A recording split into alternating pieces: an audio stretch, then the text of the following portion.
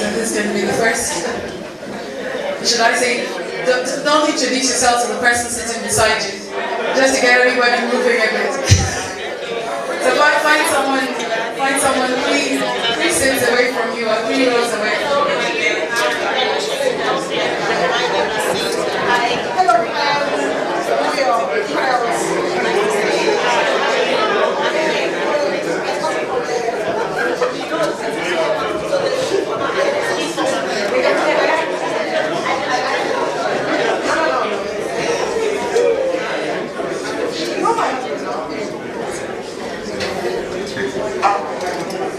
Okay, so does everyone know someone's name that they didn't know before they came in? Any volunteers? You want to tell us some? Yeah, okay. You can tell us. Hope. Okay. Okay, so Hope is very hopeful tonight. Okay, round of applause for Hopeful Hope. Okay, any other volunteers?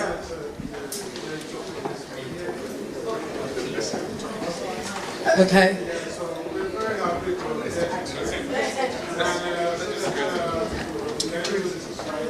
That's right.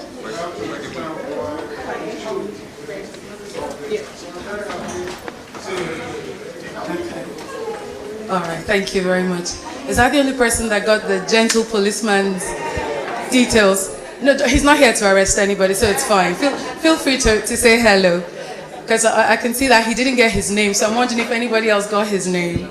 Oh, you did? Okay.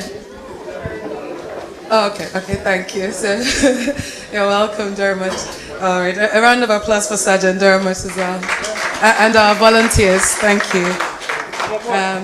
Tonight is a beautiful evening. Our reason to be here may not necessarily be as beautiful as we would have loved it to be, a beautiful story as we would have loved it to.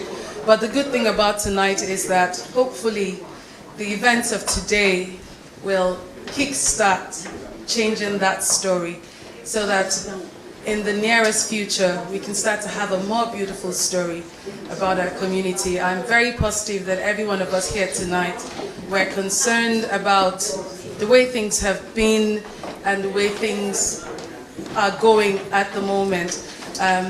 I mean, I personally, myself, I should introduce myself. For those that may not know, my name is GB. How would I put it now? I have very few hats, So I like to call myself a fruit basket. Yeah, someone once said to me, don't be a jack of all trades. And I said, well, okay, I won't be a jack of all trades, but I'll be a fruit basket. So go into the fruit basket. If you want an apple, pick it. If you want a banana, go for it. And if you want everything, make a smoothie and be happy. So that's how I've carried on. And one of the hats that I wear is that I run a community of mothers.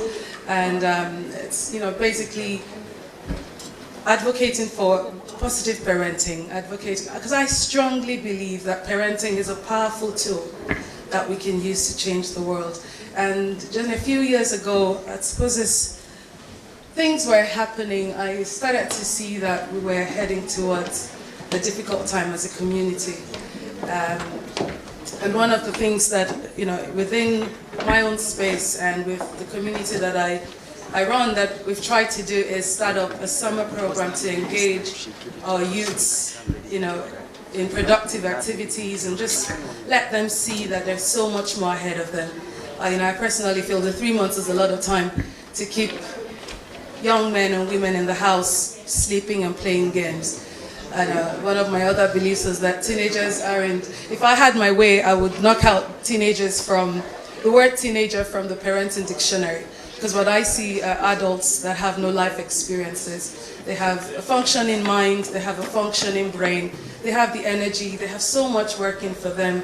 But with the way things have been, they unfortunately aren't able to use those to the best advantage, and that's why we're where we are today. But hopefully with these conversations and with this awareness particularly, and especially as a lot of us are now fully aware that there is a situation, I refuse to call it a problem, that there is a situation in our community that we can collectively start to do something and start to do a lot more. That if I do my bit and we all do our individual bits, that we can start to see changes. So I'm very hopeful that tonight will be a positive one, that be educative, it'll be enlightening and mind-opening as well. And once again, I thank you all. I'd like to call on Peter to give us a welcome. If we could please put our hands together for him. He's been working so hard the last few weeks, and not just even the last few weeks, over the years. I must say that Peter has been very passionate about our community, and in his own way, in so many ways, has been working to ensure positivity in our community. Thank you, Peter, for all you do. Thank you, Jamie. Happy International Women's Day to all the women in the house.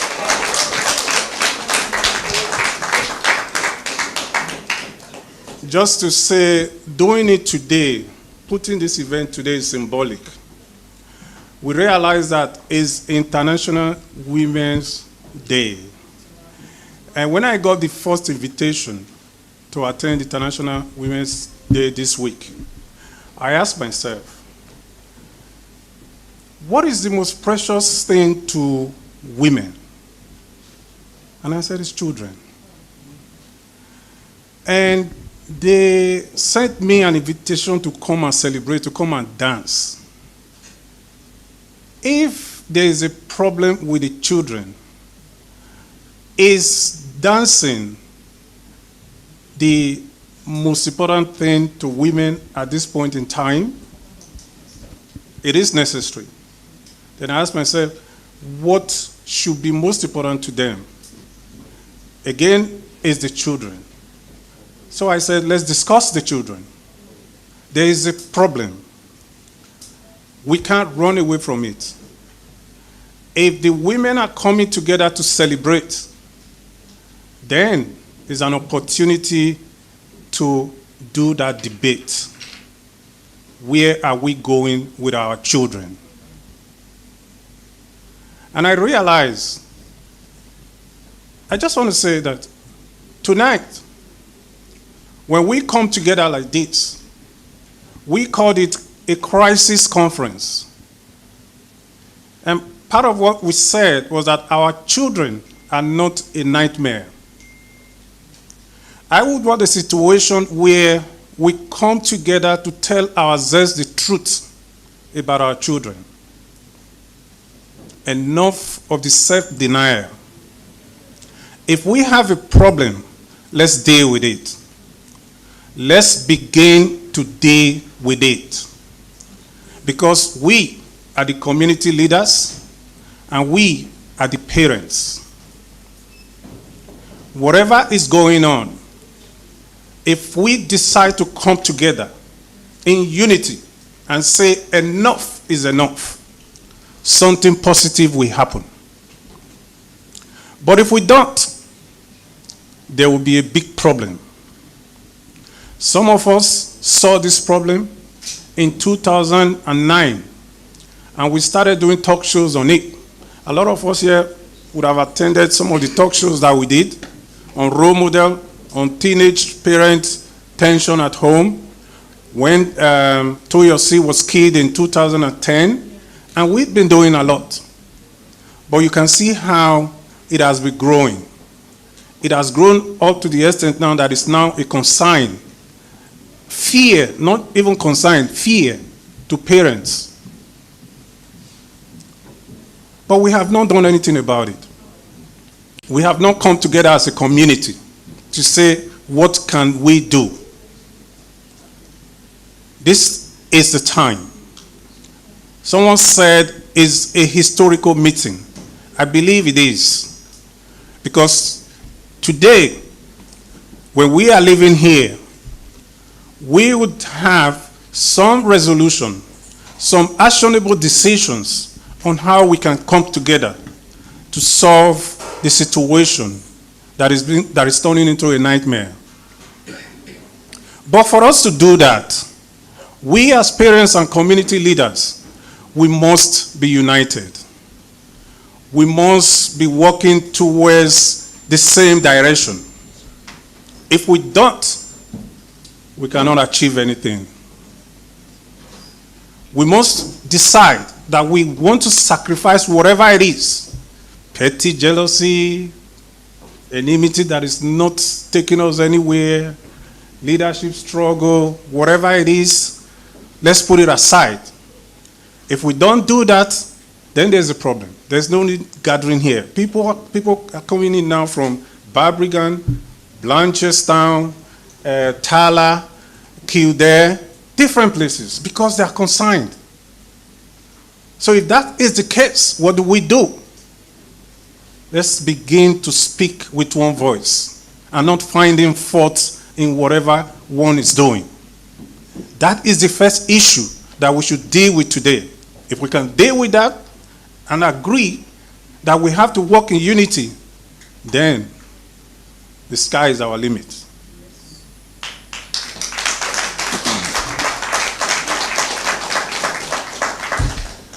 And there's no way we can do that without working hand in hand with the authorities in the country. It is for that reason that we contacted the Gade, and they have graciously sent someone to represent them here today. Sergeant Dermot Delaney. He's here with his colleague. And you have somebody from the probation department, Benedict. Benedict has been here for about an hour now. I want to welcome you people here because we realize that we cannot do anything without you. We don't even know what is going on. But I've heard a lot that the Gadi, they are under tremendous pressure trying to deal with this situation. And I've heard how the black children are going into prison and coming out. It's a cause for concern to us as parents and community leaders, just like it is a cause for concern to you people. And like I said before, there's nothing we can do if we don't work together. So in this journey that we are embarking on today, we are hoping that we will work hand in hand to try to find a solution to this problem. So I want to welcome you and thank you tremendously for finding time to join us today.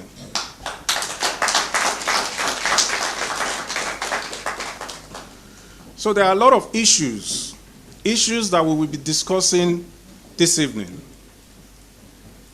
But for the first 1 hour, we're going to go through a series of presentations from people that have something to say. Briefly, it's going to be 3 minutes, 5 minutes for each speaker. After that, we will break into workshops where we have a participatory session. So please, we don't want anyone to go home until we are finished. We don't want anyone saying, oh, I forgot something, I need to go. We need to come to some actionable conclusions together. So once again, welcome to tonight's event. But I just want to end again to say Happy International Women's Day. You are the reason why we are here. Thank you. There is someone who is a community leader, and he does not joke with his community. He wants to see and ensure that every bit of the community is genuinely integrated into the mainstream society. He runs this place, and whenever it is his responsibility to be the change that he wants to see in the society, he does not run away from it. His name is Mr. Heritage Bread. Is he here? That is not his name, but that is his popular name that he's known with. Mr. Heritage Bread. His real name is Mr. David Arowolo, Chief David Arowolo, but I always want to call him Mr. Heritage Bread because that's what has taken him far and wide. Mr. Heritage Bread, thank you. Good evening, ladies and gentlemen. Thank you for coming to this occasion. Let me start by greeting the women seated today and women all over the world celebrating the Women's Day.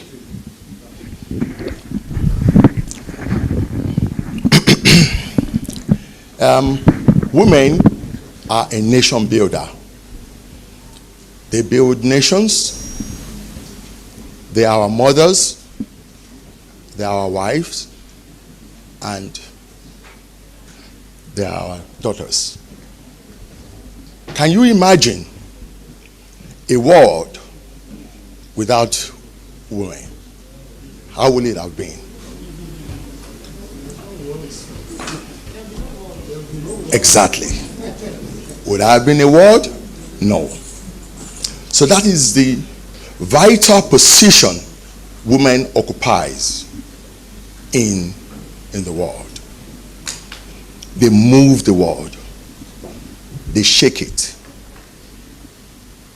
An example of women that has fought for women's rights, particularly in Nigeria, is Chief Mrs. Funmilayo Ransome Kuti, the very first woman who drove a car in Nigeria. She fought for the liberation of women in Nigeria.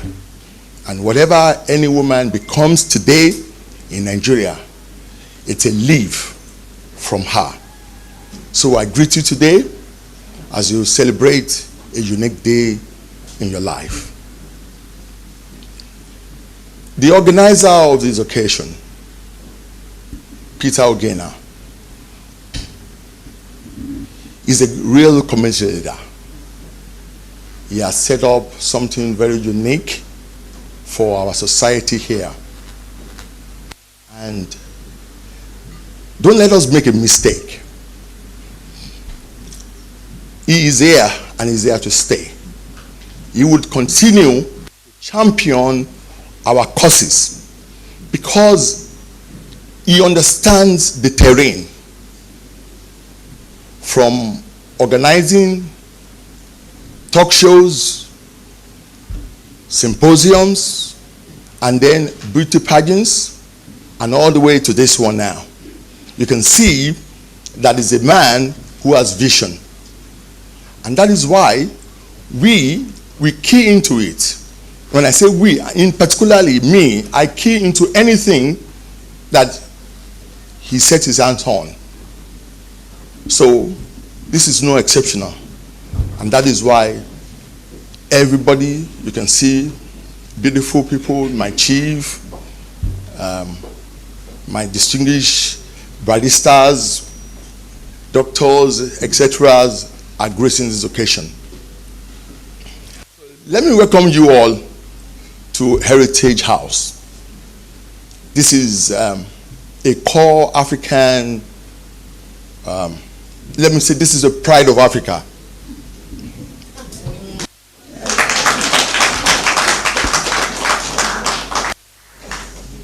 We are very proud of our achievement.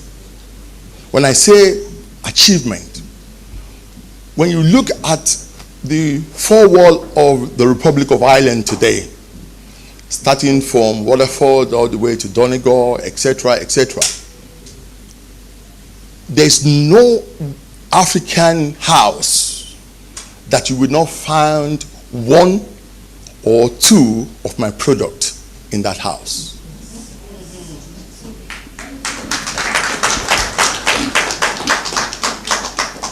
But don't get me wrong, it will never be possible if I don't have you guys as my supporters.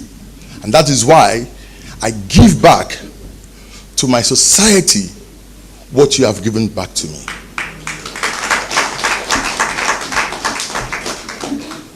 We will continue to strive very hard to see that the name of Nigerians, and in particular Africans, does not go to soar in the Republic of Ireland. Thank you for all coming to this occasion.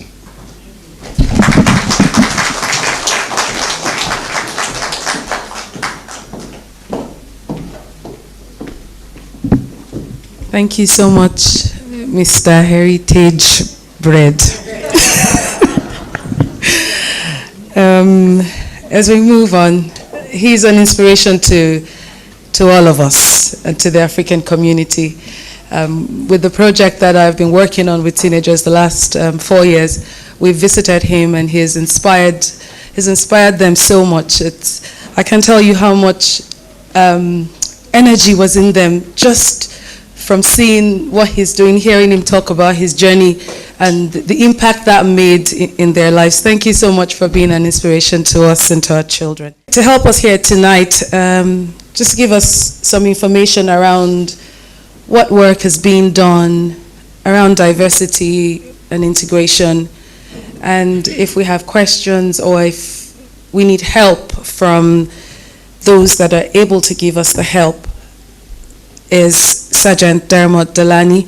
He's from the Garda National Diversity and Integration Office, and he'll be speaking to us, just like I said, to tell us about the work that they do, and if we do need help, yeah, we know where to go.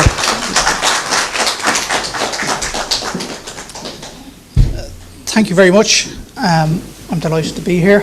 I'd like to thank Peter for the invitation.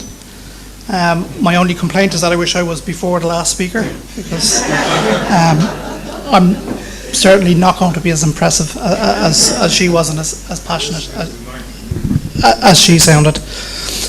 I brought my laptop with me. I had loads of nice slides with loads of information, and having listened to the people that have spoken already, I've decided to put it away. I think you'll appreciate that, even if you don't know what was on it. My own background, I was recently promoted to the rank of sergeant, and thank you. I think the only round of applause I got for that was from my own mammy. She was delighted. And I found myself being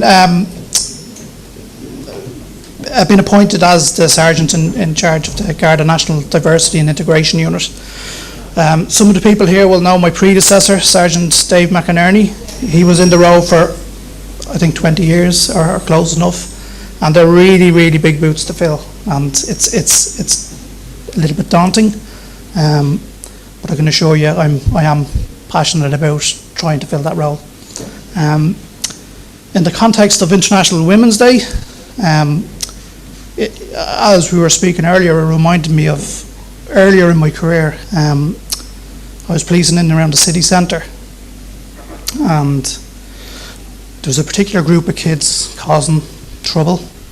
They were engaging in crime and assaults and things like that. There was one in particular that would put it up to us every time we kind of entered that area, and as it happened, I had cause to interact with that and he was a child at the time, he was 16 or 17, with his mother in relation to something else. And as it happened, I recorded her number in my phone. So one day we rolled up and he was putting it up to us, and they had been engaging in antisocial behaviour, and he was being the tough guy. And as he was giving us the verbals, I took her my phone. And he goes, "What are you doing?" I said, "I'm ringing your mother." And he backed down. And then I told his mother what he was doing. And from that day on, every time I encountered that individual, I just waved my phone at him.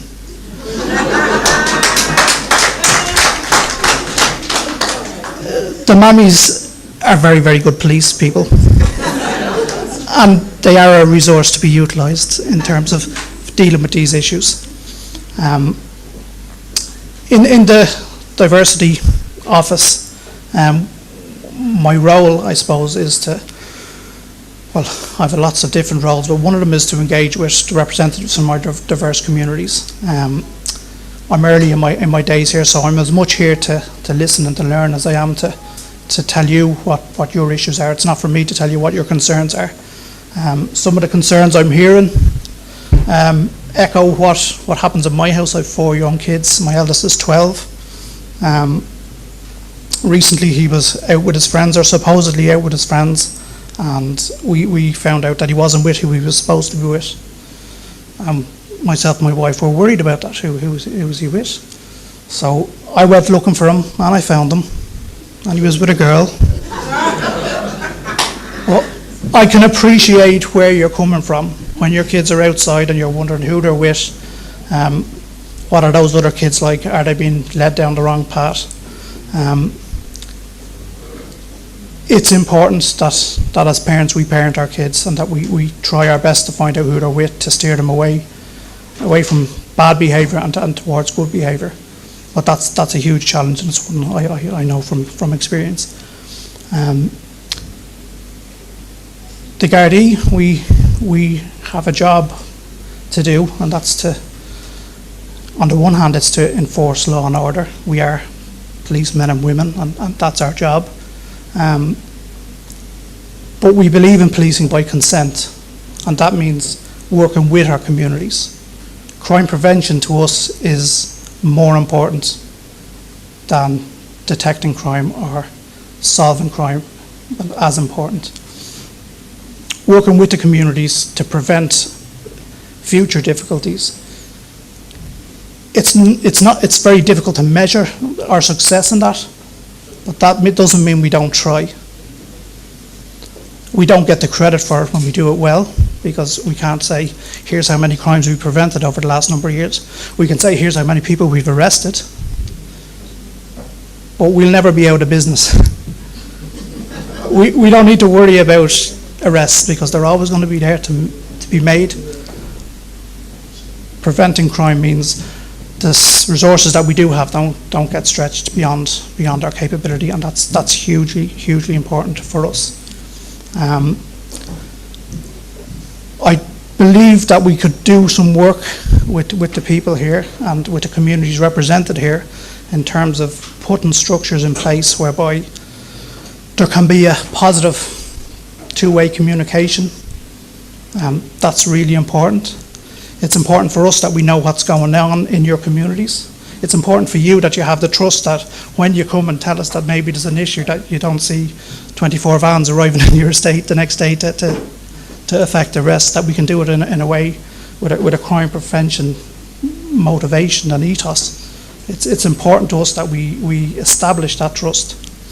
I know with our community policing units in those areas there is a lot of good work going on, but I am still sitting here hearing the words crisis, and there is genuine worries and concerns, so maybe more could be done. Every district, every station has a community policing unit, and those guards don't take up on the roster in terms of answering calls and going and taking reports of crime. They're out there every day working with people in our communities, and they are available to you to be contacted, to be invited to your meetings. They have specific training in terms of being receptive to what the community is telling us, and then they're probably the most valuable guards in the station for bringing back information to the station, which helps us, I suppose, plan how we're going to police our areas. Also, in every district we have what we call Garda diversity officers, and they're guards at my own office are involved with training, and they would be specifically trained in terms of the needs of our diverse communities and the sensitivities that go along with it. So there are avenues for which you can communicate with the guards other than maybe ringing and having a patrol car arrive at your door, and I suppose that's something that could be utilised. We have members of the Gardaí of the rank of inspector that are given tasked with championing diverse issues. And what I would like to see is maybe that we bring in those inspectors and make sure that there are systems in place for them to communicate, two-way communication between the representatives of your community and those inspectors. And that could be done on a regular basis, so that maybe the two-way communication can go on, and that perhaps we can be more aware of the concerns and issues that you have. Again, I don't want to try and tell you what you should be thinking or what should you be feeling, but I know prior to, say, my time in the diversity office, you would see things on social media, maybe clips that go viral, and if it involves young black kids, the perception is that it's somehow more sinister than if it involves two groups of kids from 2 rival Gaelic football teams. You know, it's important that we don't fall into the trap of pushing things to a level that maybe they're not at. And that's not to dismiss any of the concerns that you have, but it's important that the perception matches reality, and that we know, we look at the facts and we look at the figures as much as anything else. If we as Gardaí start to overcook things and decide that maybe this particular area needs more police attention, then there's a risk that serves to marginalise the young people in those areas. So it's a delicate balance, but it's, I suppose, that challenge is overcome through communicating with each other, through working with each other. The internet and social media, I think, has put groups of kids from geographical areas in touch with each other in ways that never happened when we were kids. My 12-year-old boy plays football, and he said to me recently, "You know the guy that plays centre back for St. Francis?" And I said, "No." And he goes, "He's after signing for Cherry Orchard." I said, "How do you know that?" He told me. I said, "Who are you speaking to?" He was on social media. So the problem with the kids then is they get a kick on a football pitch and they go home and they start communicating with each other. Whereas when I was a boy, you got a kick on a football pitch, you might have wanted to duke it out with that guy, but you wouldn't see him for another 6 months, so it was fine. Maybe we didn't experience or live as kids ourselves, but that our kids are now dealing with. And you can be all talk online when you're not looking at people, but then when the kids go to a concert or go to and these groups come together, then that animosity has built up in ways that it wouldn't have previously. And that's one of the challenges I see as well. How do we manage that situation? I know there was a concert in the city centre a number of months ago, and there was criticism thrown at the Gardaí for over-policing it, but the reality was they knew there was groups from different areas coming, and they feared that it would kick off, and they flooded it with guards so that it wouldn't kick off. But then if the perception from those kids is that we're over-policing, again, it's a fine balance, and it's a challenging situation for us. But it's inspiring to see people from the community come together to try and work on these issues. And if all I leave you with today is that we're open for communication and we're open to working with you in order to solve these problems, then that'll be a good night to work from my perspective. Okay, thank you.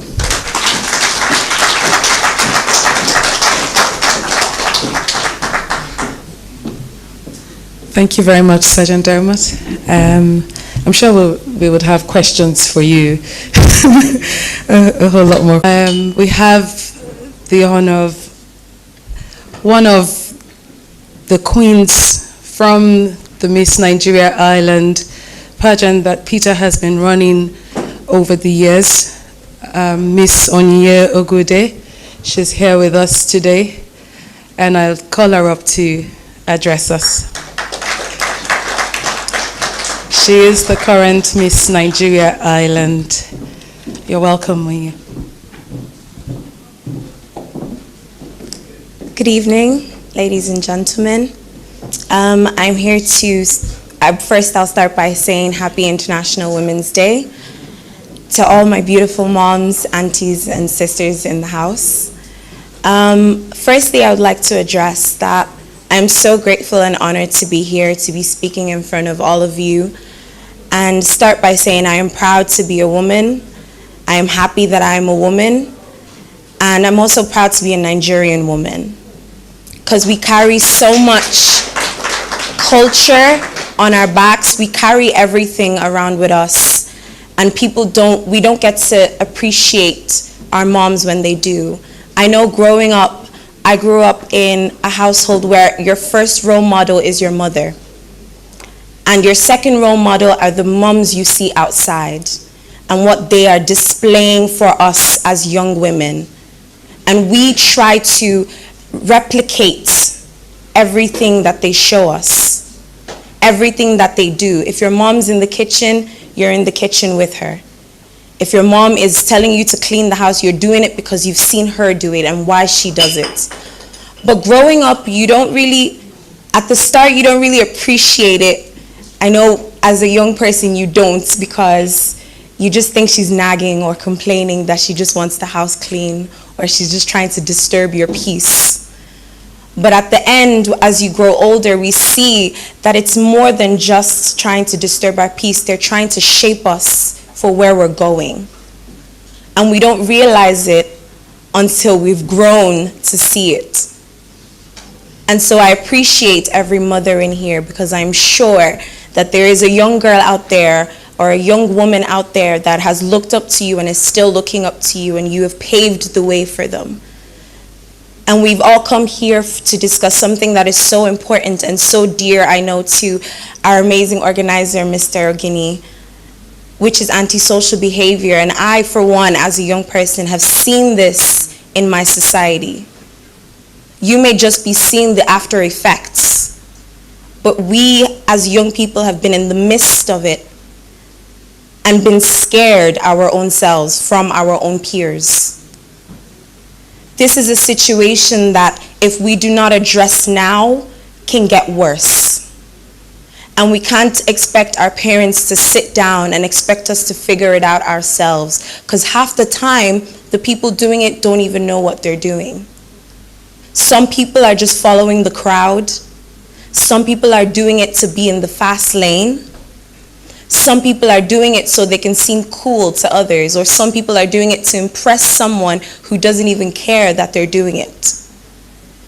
And the aftermath of it is that we as a community have been blackballed. We've been segregated. We've been looked down upon as a community. And we can't afford to sit down and fold our arms anymore and sit and watch as everyone else is watching us. We're trying, and Mr. Ogini is really trying to bring the community together to talk about something that sometimes makes us uncomfortable, because you don't know if that's your child outside. You don't see what your kids are doing outside, but we as kids, we see ourselves. We know who are the good ones, who are the bad ones, but unfortunately the bad has outweighed the good. But there are a lot of great millennials out there that are doing amazing things. And we need to be incorporated and move together as a team in order for us to stop what could get worse. And we need your help. As young people, we may not admit it all the time, but we need our parents' help. We need our parents' assistance. This doesn't mean shouting from the staircase to tell us to go and do this, or screaming down your lungs to do something. It doesn't mean holding us into our rooms and saying you can't go outside anymore because there's the internet. People don't have to leave their houses anymore. We have to start having conversations, talking, getting our young people to talk to us. I'm not that old, but to talk to us and to talk to ourselves, to ask us what is wrong, what do we need to do to move forward, what do we need, what needs to be said. These conversations need to be had, and until they're had, we won't be able to move forward. As a young person, I celebrate the mothers and the hard work that they do in trying to get their children to do things, even when they don't want to. But we also need our dads involved. It's not just the mothers that have to carry the weight of the house on their necks. The dads also, we need them to speak out, to show love, to accept their child and say, okay, you've done this wrong, but I need you to do this a little differently.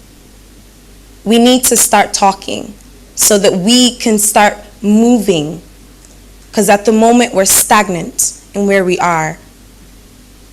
Thank you very much. Out things here. I'll just say something quickly. I mentioned earlier that empty barrels do make a lot of noise, and that's exactly what's happening in our community now, is that our empty barrels are making a whole lot of noise. And one of the, well, I think not even one, I think the important thing, which also ties into what Chief Tina said, is we need to start filling up those empty barrels, because when those empty barrels are full, then they wouldn't make noise any longer. So it's our duty now, each and every one of us, because whether we like it or not, what happens to one person happens to all of us, whether it's from our homes directly or tribe or whatsoever. If it happens to one of us, it happens to all of us. I don't know where my child is going to be in 5 years' time. I bet my parents had no clue that their child was going to end up somewhere called Ireland. I doubt when my mom had me, she even, not to say, she may not have known there was a country called Ireland, but she wouldn't have had any inkling that she would have any connections to Ireland. But as we all do as parents, we throw our arrows and they land wherever. And so we're throwing our arrows right now. Our children will land somewhere, and they just may be somehow caught up in these things. I've shared a story once of my son going into CT, unfortunately on the day when there was trouble in RDS. And he got the fright of his life because he saw the guards. I'm not going to look in this direction, you know. He saw the guards everywhere in CT, and he just texted the family chat quickly and said, look, I'm in CT. I've taken off, you know, they have this, he has this waves and all that, the do-rags and all. It says, my do-rag is well tucked in my bag. I'm heading, because he was coming from the barber's, you know, he went to get his hair cut, said, I'm heading back straight home. My backpack is with me, just to let you all know. But he got a fright because he's a young black man. The size of him now we're now in those days, and I'm sure like most of you were in those days when you're like, if you don't stop, you know, you're looking up because he's so tall. And, you know, just that way, he could have been unfortunate and be picked up. He would have fitted the good example. He's a tall black boy, you know, he's got the muscles and whatever. And then I'd have to appear and start explaining that, well, you know, but we may have gotten out of it, but the fact is he could have just found himself in the wrong place at the wrong time. And never mind the work that I have done, would have had to start explaining why, because there's a group of empty barrels that are making terrible noise in our community. And whilst okay, looks like we're going to have to do something, but I'll introduce someone who can help us with, with someone who can help us with this. We're in Lucan, in this Lucan area. It's another police officer here. She's sitting right beside Sergeant Dermot. Noreen Barrett. She's the Lucan Community Policing Officer. I'd just like us to put our hands together and just appreciate her for being here. Thank you for being here with us this evening. I'll call on our next speaker. He's a lecturer, he's a trainer, and a community youth coordinator, Jim Nelson. Again, I really appreciate this opportunity, and everything that has been said here actually makes sense, and it's very obvious and clear. Again, the reason we are here, we all already know. I don't want to overemphasize that. While we are talking, just in the past nearly 15 years, I had the privilege to have worked in the social care sector, and I was very much in the area of working with challenging behavior. And over those years, I gained a lot of experience working with young people. When we talk of challenging behavior, these are really normal kids, but they have some attitude, as you would imagine. And one thing that's really surprised me is that every time I found myself in a new environment, within a short period of time, I find a connection with these young people. I remember an occasion where I started working in one of the centers down somewhere in County Kildare, and there was this big boy, like 6 foot plus. He beats up a lot of men that worked with him, and ladies don't even go near. But the very day I arrived, I didn't know this at the time. Within half an hour of arriving, they assigned me to this guy, not knowing what kind of person he was. But it was afterwards, they actually were very perplexed, surprised. I worked with this guy. He became like one of my best friends in the center. And over the years, I have come to know, there is such a thing as discovering you, discovering your purpose, discovering where you fit in, what are your strengths, and the area where you can maximize those strengths. As parents, before we can begin to resolve the issues we have in hand, let's begin to discover ourselves first. What are you good at? What are you not so good at? And talking about uniting together, it's when we identify our strengths, we unite together, then we don't come against one another, focusing on individual weaknesses. So let's harness our strengths. So while you are sitting down there, begin to ponder, what am I good at? Now I know I'm good at working with young people. The young lady that spoke for the young adults, she nailed it on a lot of the things we do. I've done a number of work with the team in different community areas where we work with young people. We don't go telling them what we want them to do. We come up, set up a forum, and we give them the space to talk. We engage in discussion. And like she rightly said, they never discuss sincerely with you unless you've given them reason to trust you. So we established this base, and based on that ground, we have been working across different communities. Sometimes we've been in Waterford, in Dublin, in Athy, and some other areas like in Portlaoise, working with young people. What we do is not a panacea for the myriad of problems, but is a step in the right direction. Over those years, we were able to put some resources together. We actually wrote a book. A lot of the young people we are talking about, they do not know their purpose in life. Knowing their purpose, if they are built, trained, and led and pointed in the right direction, the strength that they are investing into crime and other behavior, they will be able to harness it and drive that purpose only if they discover it. Copycat suicide is a big thing among young people. They want to copy one another. But until they discover their purpose and chase that particular purpose, then we'll continue to have problems. So I do want to suggest that while we come together tonight, the question I'd like to leave here while I take my seat is this.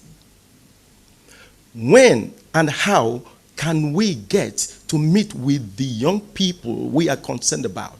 How do we go about getting them together to sit like this and then listening to them? Maybe I do think, unless if I'm wrong, I could be corrected, they gather Shikona and the probation department. The program will help us to see how we can coordinate these young people and eventually begin to organize programs like this so we can come and use our strengths and begin to work out solutions, giving attentions to them. Thank you for this time.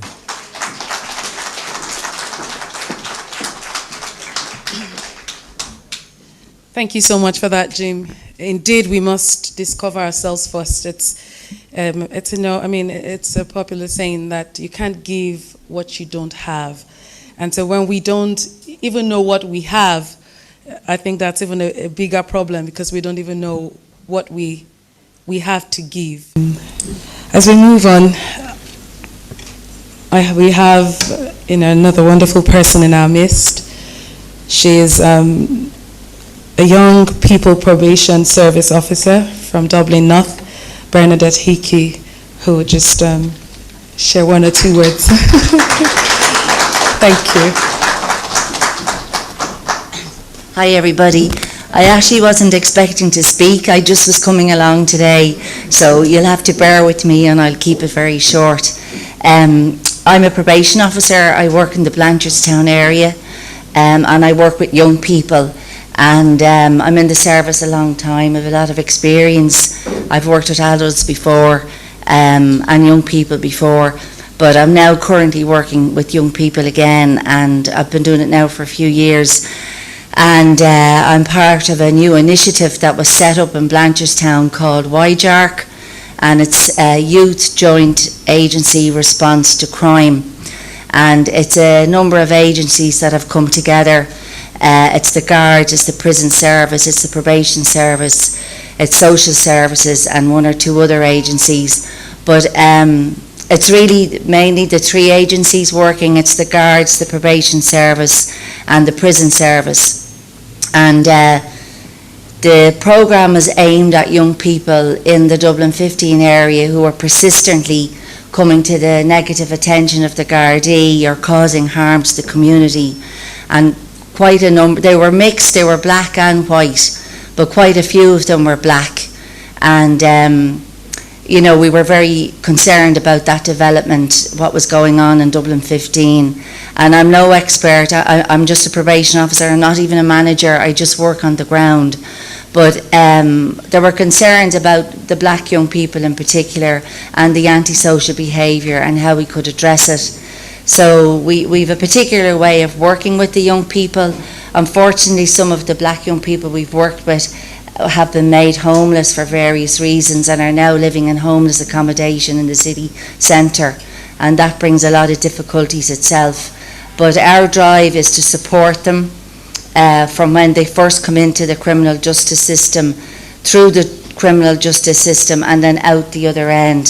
So I personally have worked with young black people who've been in Oberstown Young Detention Centre and Mountjoy, and who have come out and who are now back in the community, and we're trying to get them back into school or youth reach or college or involved in pro-social activities in the community.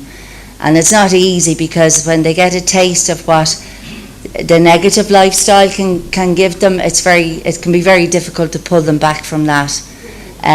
So it's definitely a challenge, but there's a lot of interest in addressing this issue, and I'm particularly interested in it myself, which is why I'm here today, to know more about it so that I can work better, in particular with the black young people. So I'll leave it at that.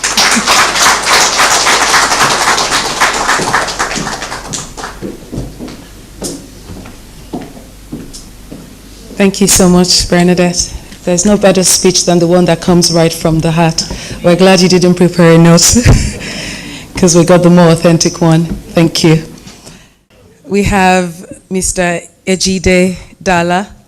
He works with the UN International for Migration Office, and he also is actively involved with Wezesha.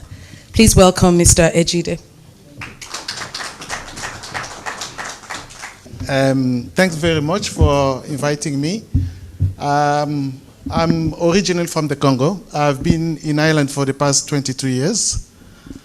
As they said, I work with the International Organization for Migration, UN, United Nations Migration Agency. And in my job, I travel throughout Ireland. I go to all the accommodation centers, direct provision centers for asylum seekers. I meet with women, I meet with children, and I see what is going on there.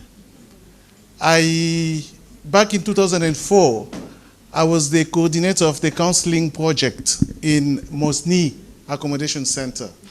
And at that time, as you all know, there were a lot of single mothers who were here in Ireland, and I was shocked. At that time, I think there were about 900 residents in Mosny Accommodation Center,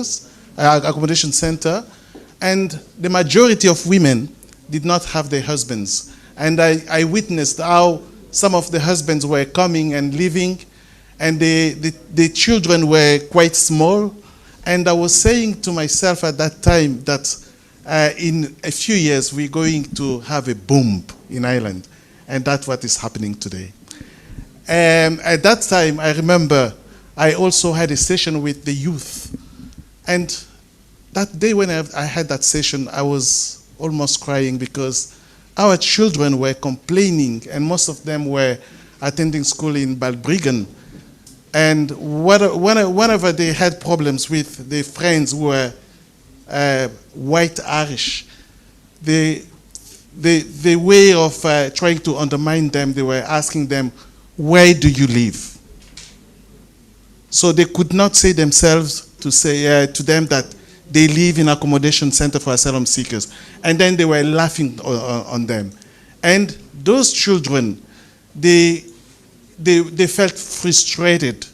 And I say, well, this is something that after many years or after a few years, it will have kind of implication.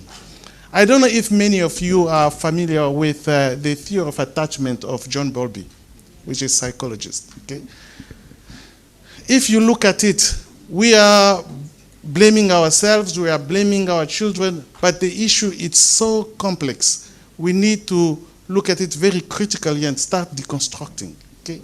Because when you look at the parents who have come here as migrants or single mothers or even fathers who are experiencing a lot of challenges in terms of negotiating with the new community here, and for them even parenting becoming an issue, and the children, they kind of losing role model. And the children, they grow up with anxiety, and when they grow up, they reach a certain age, they start rebelling. We are talking about the behavior, but the behavior, it's related to the age as well, the age of the children. When you look at the children who have reached now 23, 24, most of them are in job or whatever. They're no longer involved in those things. But children at the age of about 15, 16, where they're looking at themselves and they face a lot of challenges, and it's become a real issue. Before I come here, my son, who is now 20, he said to me, "Why are you going to talk about the youth? You should look at the youth talk about themselves." And my son had a very, very severe bad accident about a year ago. I was even shocked the way he was thinking. Say, "Well, Dad, be very careful and tell them there is also the issue of the media." They try to exaggerate, and they think that, oh, black children, they are bad, they're fighting between themselves. Well, children, when they fight, it's because sometimes they don't agree on something, and it's like any other child, they fight. And I say, what about black children and white children? Say, well, it's because of black and white. If white children, they try to fight black children, they try to retaliate, and quite normal, but sometimes there is nothing deep as such. But the media, they try to exaggerate. One time, my son, he saw on the newspaper, they showed young children in Dublin 15. They said, well, 2 years ago, look at the gang and the way they were dressing up. And my son, when he saw it, started laughing. He said, "Dad, this picture is 5 years ago. And you can see me, even I'm there. Am I a gang? Am I part of the gang? I'm from a very well-educated family. I'm in this picture." It was a photo that they were shooting. It was something to do with music. So we have to be very careful. We are going to go to workshop. We need to start deconstructing and look at things. We think critically. There are a lot to do, but we have to be very careful in whatever we are going to do with our children. Thank you.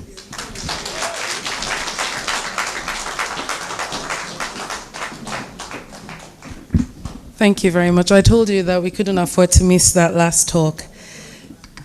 You know, what I heard from that is we must not beat ourselves up too much. There is the issues there that we have, but we also have the good side to us. We also have the things that are working for us. Again, we just need to fill up our empty barrels so that they stop making too much noise. We have a young person here with us today who's going to speak to us from a young person's perspective on communication. We have Miss Brienne Lawrence with us.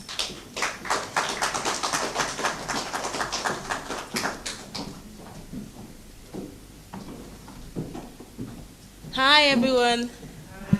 I feel special as a young person that everybody is left what they're doing at home, sitting them around here to make sure they try and get solution for some of the problems we're having.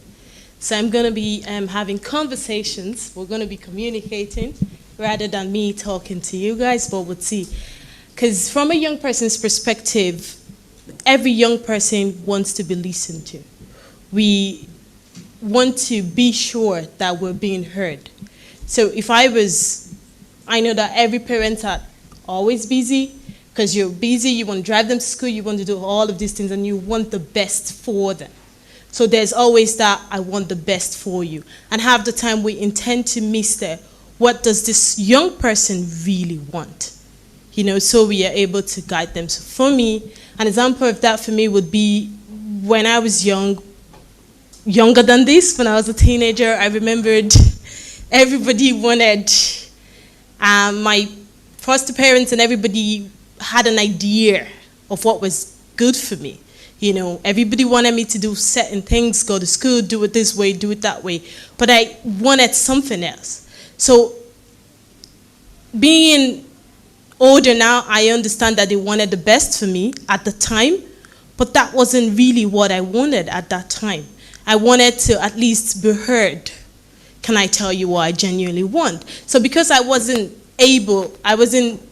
subconsciously, I wasn't being allowed to communicate that, I always just went, yeah, it's fine. You know, they have a meeting with you, this is what you have to do, this is how this is gonna go, and I just go, yep. But I wasn't really listening. I didn't, none of it. It was literally going in from here and coming out from there. Because in my head, okay, you want this, you want that, but have you paused for a moment to find out what I want as a young person? Have you even asked me? Or have you listened? So I remember telling my mom, oh, I really want to study something else. And I was just being told, oh yeah, you know you won't get a job when you do that. Can you do this, that, that, that? And I went, but if I can get into college with what I want to do, would you let me? And I was told, yeah, go on and get it. And then I got it, came back and said, well, I'm in college now, and I got this. I was able to get admitted for this. And you're going, when? Like, I said it 2 weeks ago. I told you that I needed this, but you... Are we communicating? No, we weren't. They were just sitting down there going, yeah, but you're going to do this. But they weren't really listening. Until I met someone else, another older person, who literally said, Branzi, what do you want? And in that moment, the first thing that hit me was, yeah, there's someone that cares about what I want. There's someone who genuinely wants to know what I want. And after communicating with that person to say, okay, here is what I want. Okay, let me help you on how to get there. That in itself was a turning point for me, because for me, it was the one time I got to prove myself, because I have been heard. Someone has listened. Someone has taken a pause and say, what do you want? So it's really vital.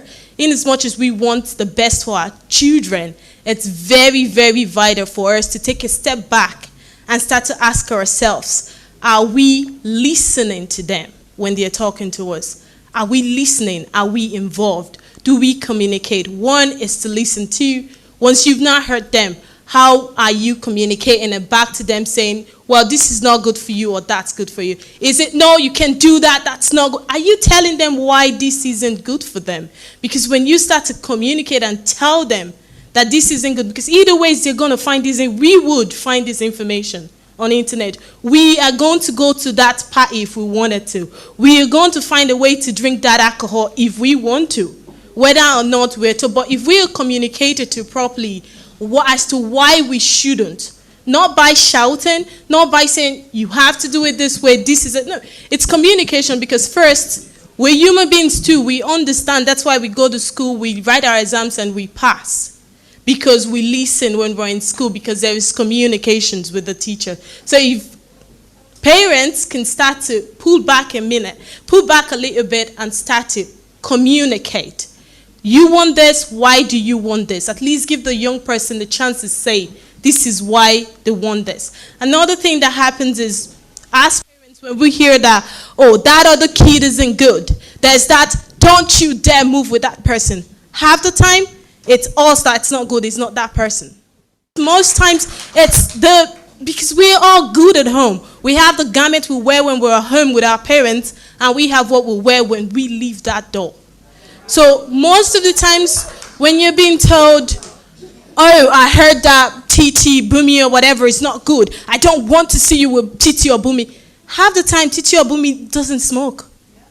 It's a kid at home that does it. I remember being called a really bad kid growing up. I was the bad one because my parents weren't here. I was in the foster home. So as a foster child, that's just that. You're the bad kid. But among my mates, I was probably the one who didn't drink until I was 23. So there is always that shift too. We as parents were very good, very, very good at pointing fingers. And it's okay, because you don't want to be told that your baby that you've raised is not a bad kid. But if you pause for a moment, instead of saying, I don't want to see you with that person, because either ways, we're going to hang out anyway. We go to the same school. We have the same friends. We're going to chat on social media. We're going to have our own, gang. We're going to do what we're going to do. But if you pause for a minute and understand that we're just being teenagers and start to have conversations as to, okay, I know you want to do this. Can you explain why you really want to do this? Within those communication, they would, as a young person, you start to read between the lines and say, oh yeah, what my mom is saying probably makes sense, you know. Why am I trying to do this? Oh, if a child tell you I want to do it, tell them to come up with 4 reasons why they want to do it. Because half the time when they really come up with that reason, it might make sense what they're trying to do. It really might, because I didn't do a leaving set. I knew I wasn't going to be able for it. But everybody kept saying, you're going to do a leaving set, you're going to do a leaving set. And I'm like, Dad, if I can get into college without leaving set, can I? And he said, sure, well. But because I knew what I wanted, and I was being told, yeah, if you want to go, just go anyway. I worked hard. I made sure I got into a university, and I came back home to say, well, I did. But if I wasn't told, go try anyway, I probably would have been, keep doing your leaving set. You're going to do this because you want to study medicine. And that in itself is enough burden. What happens then is, well, they're not going to listen. I might as well just hang with my friends and smoke. I might as well just hang with my friend. I can't talk to my mom. And half the time you see young girls, we get into trouble a lot. Some of us, teenagers, we're already doing a lot of stuff. We're having sex. We're doing a lot of stuff. Now, if you think your 15-year-old or your 16-year-old or your 17-year-old is not having friends, he might not be doing it. But they would have friends. The only way you would know is if you are first their friend, their mom, their teacher, and someone who would literally listen, because it's when you are communicating, when you're having that, let's have conversation. When they're comfortable enough with you, that's when they would share these informations with you. And it's based on the information they share with you and your reaction to it as well.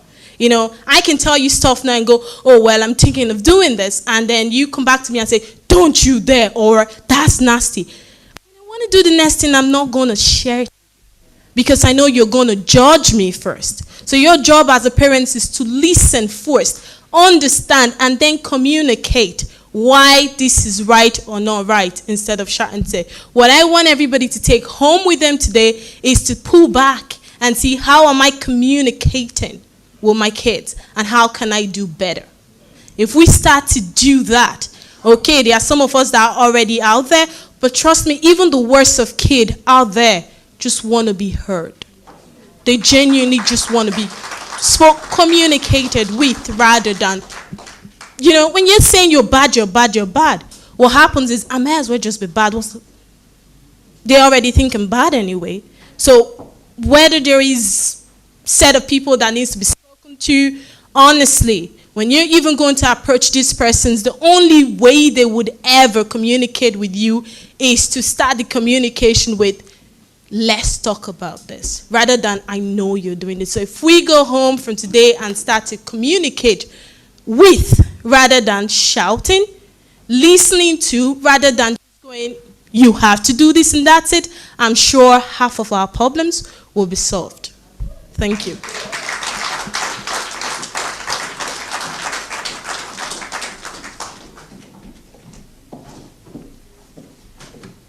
Okay, thank you so much, Brienne. That's another powerful one. Every young person wants to be listened to.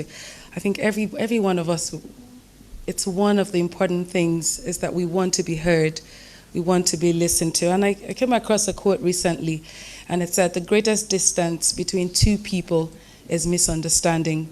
That it can, cause us to drift apart so much, even when we're so close to one another. And that's what often happens with us and our children.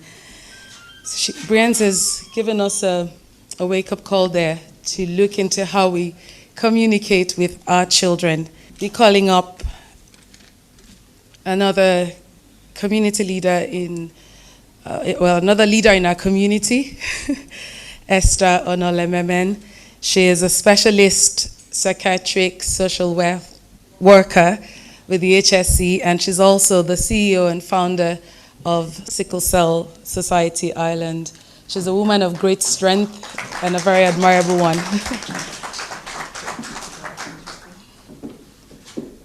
Thank you, GB. Good evening, everyone. I must say I'm quite pleased tonight to have this opportunity to chip in my 2 cents, maybe. And I'm just going to build a little bit on the previous speakers. So I come from a very different background with about nearly 13 years in practice as a social worker, and the first nearly 10 years of my practice was in child protection. So I suppose you know yourselves, I would have been your colleague at some time and also liaised with yourselves as well. So in this room, I must acknowledge we have a few social workers. I can see my colleagues here, Shola and Evelyn, if there's somebody else I'm missing. And we see things from very different perspectives. I know we as Africans, we have been trained in Ireland, so we understand the Children's Act and laws according to family laws in Ireland. So there's a lot going on for our children and even our parents. Most of us would have come into the country with huge culture shock, not understanding, how to even assimilate into the new community, with very different traditional beliefs, religious beliefs, and in reality, practices vary. And having children in a very different sociocultural environment from where we come from would have been very challenging for most of us. I suppose some of the challenges our children would have faced, if I speak from my years of child protection experiences, would have been assessed without due culture competence in some aspects, and in other aspects, the lack of understanding of the laws from our, African parenting styles. For instance, some children would have come into care for physical abuse, for instance, and when you're assessing an African parent, for instance, she's quoting the scriptures, religious beliefs, train up a child in the way he should go, and when he's old, he will not depart from it. Spare the rod and spoil the child. And you use the computer cable to flog your child. I'm sure in history, while we were in college, we knew things like this happened in Ireland, And you're being assessed, you're being advised, and you're arguing, you're telling your worker what your views, what your theories around that assessment are. Like, they don't have that insight. I'm a black social worker, but an Irish native, indigenous social worker may not get your social cultural perspective of rearing your children. So just to hinge on what Brenzi said there, the last speaker, there would have been this huge communication gap, not even between us parents and services, but between us parents and our children. Because there was this culture shock. Children were beginning to go out there to try to adapt to a new Irish society, and they come back home to, for instance, Congo, Nigeria, South Africa, Zimbabwe, where the parenting style and the culture is absolutely different. And there was no knowledge at the time to bridge this gap. Of course, things started happening. Like, Eze said in his speech, we can't stand here to begin to identify all the issues. These issues are going to be addressed. Okay, apart from the culture shock, we had scenarios of parenting style, parenting alone, married couples, but you know, a single parent parenting the children, there were a lot of struggles. We had situations also where even in a nuclear parenting situation, both parents were struggling to work and the children were not, you know, didn't have anyone to attend to them. There were adults, responsible adults, but they were emotionally unavailable to their children.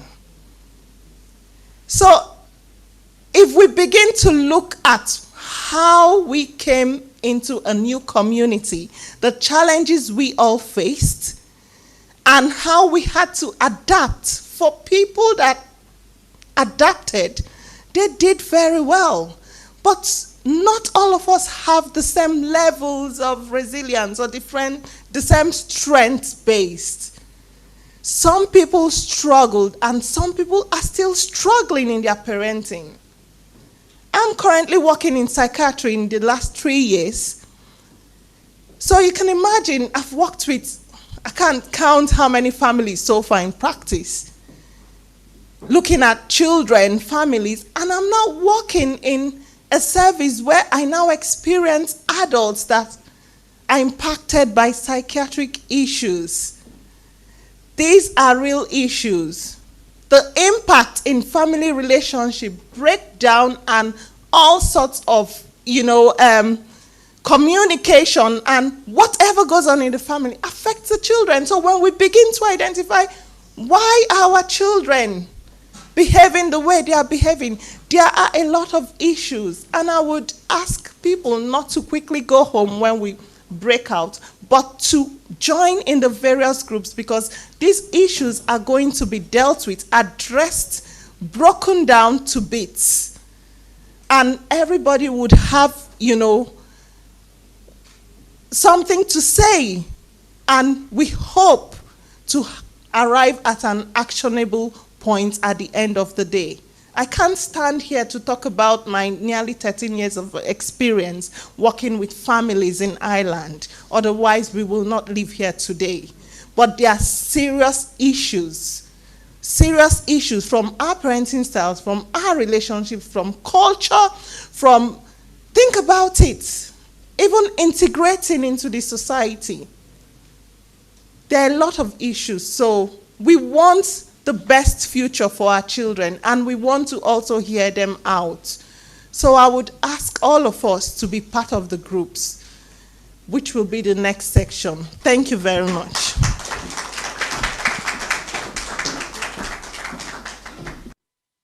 Next, I'd like to call up another community leader, Prince Niyi Oyewole.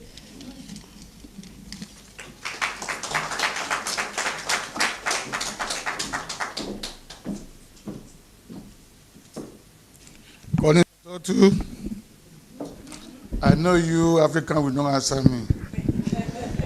It is good to know how to speak Gaelic. And I'm very happy that I know how to speak Gaelic. Yeah, you all have said a lot today. A very big thank to the Irish government, because I can see my family, black people, the way they are looking good. Let me tell you, yeah, it is an opportunity for us to be living here, and we must make use of that opportunity. Like I said to one woman somewhere in Tala, I said, you tell your story to your children, because if you tell your story to them, they will know the way and manner to behave in society. Let me tell you, I personally am not happy with the attitude, character of our children. Let me tell you. Because I used to do parade with the guys, mainly every year on St. Patrick's Day. And the attitude, what I noticed, I'm not happy. To all the mothers sitting down here, let me tell you, we fathers, we have little to do with our children. You mothers have a lot to do, because you have time with them. Conversation always solve problem. Some children are not happy. Before they leave their home household, they are not happy, and when they get outside, it triggers their attitude. Yes, please, My point now is that I'm not going to talk much because you've said a lot. Please, let's talk to our children in every movement. If they are going out, talk to them. If they are coming in, talk to them. If they go to school, talk to them. If they come back to school, talk to them. Because they have some things in them. If you don't relate with them, they will not be able to express their feelings to you. And this thing is killing them directly or indirectly. Please, this St. Patrick's Day is coming up this month. I'm still going to work with them with some group of people. If you're available, you can contact me. We used to meet at a Store Street Garden Station. That we used to do our meeting. Please let's talk to them. If you are pastors, talk to your pastor. We can teach Bible to them in the church. Likewise, we can teach ourselves how to relate with people in society. Please let's talk to our pastors. Let's talk to our Alpha. Let's talk to our Imam and people around us the way we can circulate all this information. God Almighty will be with us. Thank you.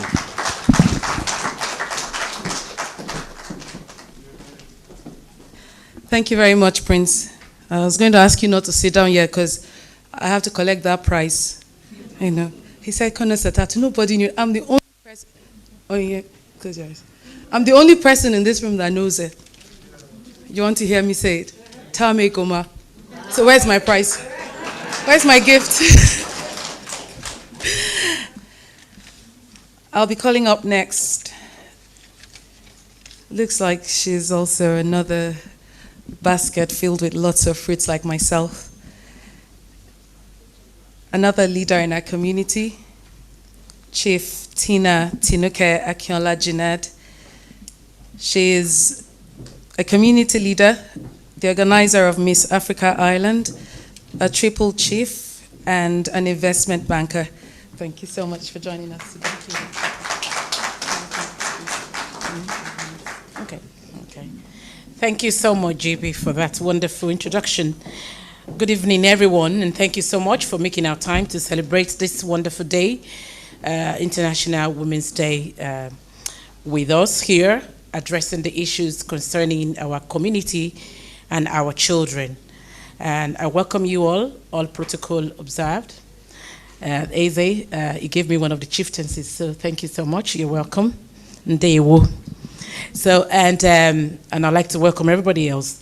And I just go straight, because I've just been told I have just very few minutes, even though I have a long list of things to talk about. Everybody's been talking about the issues. I would rather talk about how we can prevent it. The issue is on ground already. But for us to prevent it, I would say, let us catch them young.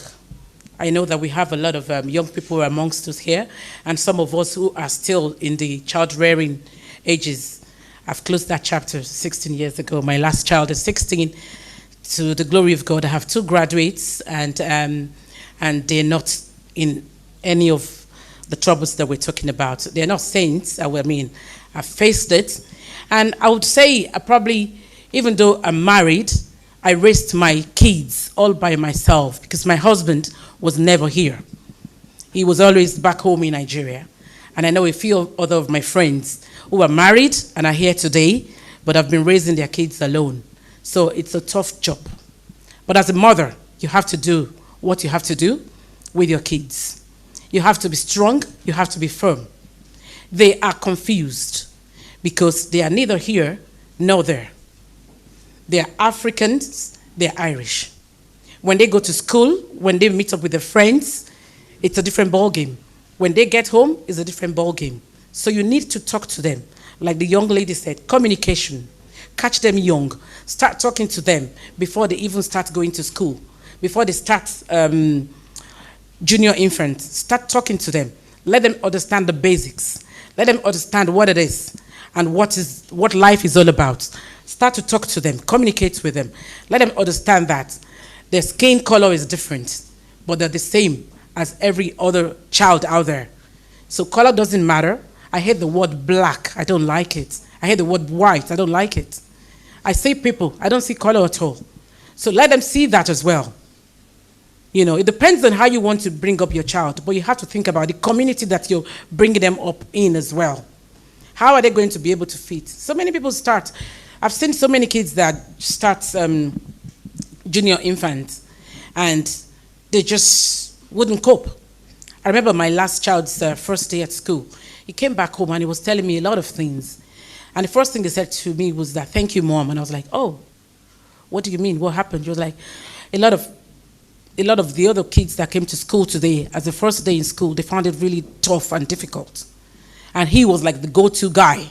He was a 4-year-old as well. But he knew everything. He had all the answers to every question. He knew everything. So the teacher ended up saying, everybody else except Toby. Everybody else except Toby, because Toby knew everything. How did he know everything? Not only because he had 2 older siblings, no, because I had told him a lot of things. I had prepared him. Do you talk to your children? Do you prepare them? Do you actually communicate? It's communication first, and then listening. When they get to an age where they have choices, they want to communicate with you, then you become their best friends. You've started communicating from an early age, so they'll make you their best friends. They tell you everything. "Oh, Mom, guess what happened in school today? Oh, I'm kind of like interested. What happened? Blah, blah, blah, blah, blah. Oh, is that what you did? I don't think you should have done that. I'm not sure that's right. You should have done it this way rather than this way. Next time, don't do it that way. When you get to school tomorrow, try and apologize to the guy. You were actually wrong. I'm not saying that, you were wrong, to be honest. You got away with it, but you were wrong. Would you like to make up with him tomorrow?" I thought I was wrong as well, but then I thought, and some other guy said, "No, I wasn't wrong." Then that was why. No, just let him know that what he did was wrong. Let him go back and, make it right. Or does he come home and then "No, that was very good. He hit you and you hit him back. Yeah, good boy." No, don't do that. That's how it starts. So I would say communicate, listen to them, make them your best friends, and then we take it from there. Another point I have there is that activities, catching them young, activities. I've always been a working mother, investment banker. I still had time to be a community leader. I still had time to organize. I've been organizing Miss Africa since the year 2000. I've been in this country since 97. And as at that time, I can remember that if we walk on the streets, if we see a black person, you would actually be so happy. You would stop to say hello to the person. "Oh my God, a black person like me in this country? What's your name? Where do you live? Can I have your number?" Because you want to talk to somebody that's exactly like you. I can't believe that we are so many now, so many black people here, so many Africans here, that we now fight each other. That people now stab each other. Gangs are forming and hitting each other and fighting. I can't believe it. I would rather that we love each other and then we are so united that nobody is able to penetrate. But it's the opposite. So what do we have to do about it? This is why we're here. So another point is activities, extracurriculum activities. Parents, I know a few people that have said to me, "Look, I don't have money for the swimming classes. Why would I pay why would I pay extra 40 euros just for swimming classes?" Excuse me? How many of our kids have drowned recently because they couldn't swim? 40 euros for you to just train, for them to train your child how to swim. That's nothing. Now, the same thing, that's going to stand as an extracurriculum activity for them. When they're busy, they won't want to engage in anything that is not, that is like an antisocial behavior. The same thing is games. My 2 boys are into football. My daughter is a musician. She sings. So she was always going to drama lessons, music lessons. I will drive the boys, come back from work. All I have to do is blare my horn. I won't even go in to eat. I'll just blare my horn, get in the car, drive them to trainings, drive them to footballs, and I will sit in the car or be on the pitch watching them. Our kids, are we encouraging them to engage in activities like football, boxing? I know Nikki's son is a boxer as well. I know a lot of people that I've seen at football matches as well.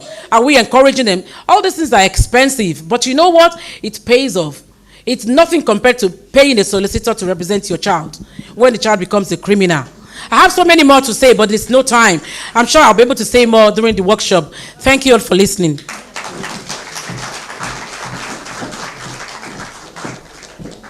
Thank you so much, Chief Tina. And that's just the very truth. It pays off to put that money in at the right time so that we don't have to put it in elsewhere that's not as desirable or not desirable at all. Definitely, activities are very essential. Our children have energy, that's what they have, and they need to be guided on how to use that energy right. Thank you so much once again. The next person that I'll be inviting up to share with us this evening is someone that we all know, I'll assume that we all know. I'm almost sure that we all know. He's a prominent person in our community, in the person of Mr. Emeka, the Ezendigbo Island. You're welcome.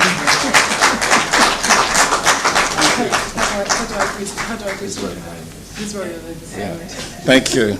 You got it right, except the Mr. bit. I greet you all, my people. I won't take much of your time. And just like Peter said earlier, we'll keep it very, very short. And so we can go into the workshops. It's good to have to hear from Sergeant Delany. I'd met your predecessor several times, and very big boots to fill. But I know you're capable and equal to the task. The issues that we have is of concern to everybody. The issues with the community, there should be a community response, with authority, policing, and also with the social services. We have problems, we know. Some of us, some of our parents have failed, some are doing very well. And also in terms of community response, there's also some gaps to be filled in terms of how we deal with diversity, and especially how we deal with children. In my experience as a solicitor, I have come to notice that a number, or rather a large number of African children are in care or go into care. And sometimes maybe it's the approach that's been taken by the authorities in terms of issues of family breakdown, divorce, in terms of antisocial behavior and all that. So in looking at the issues that we have to deal with this evening, it is multifaceted. Like I said, you know, there are issues with parenting. There are also issues with the community, various agencies. There are also issues with how we manage these situations. But it's important that we deal with it, because if we don't deal with it, we might get much bigger troubles in our hands. And I know that we all have different views, different experiences of what's been happening and how best, you know, to deal with it. So I don't want to go into talking about all the problems that we see. We know it's antisocial behavior. We know it's children attacking their fellow children. What we see presently with our youths is, you know, black on black, young African children being violent to fellow African children. And for us as parents, for us as pioneers, well, maybe the first set of immigrant settler community in Ireland, it is of deep concern to us. And that is why we have said, let's come together, see how we can deal with this. We know that it's not just something you can deal with by simply going in law enforcement, you know, straight on, you know, and arrest children off the streets and all that. Absolutely not. Because just like Sergeant Delany talked about, it's not so much as about, you know, solving crimes or dealing with it. It's about preventing them. It's about prevention. If you can deal with these situations, you save time, you save resources. We don't want to all start jumping about when we see one black kid stab another to death. God forbid, we don't want that. We've had one death in the community, very painful. We don't want another one. And that's why we have gathered today. So this is serious business. We may not have all the solutions today. We don't know it all, but this is certainly a step in the right direction so that we get started. And I'm happy that Sergeant Delany has also said that his office is available, open to support us. Because that's also one issue that most of us don't know how to deal with. How to engage with Angada Shokana in these issues, and also in terms of also understanding parents, mothers know some of their children that have gotten out of control. I think I want to borrow much of your words this evening that mothers are actually the best police people around, so we know. And at the same time, fathers as well. So if we come together, we can deal with these situations and then find a best way to solve it. I'm sure most of us here know some of the teenagers that are causing troubles in our community. Some of us know them, but we're concerned about how do we deal with them? How do we pass on information without any retributions or stuff like that?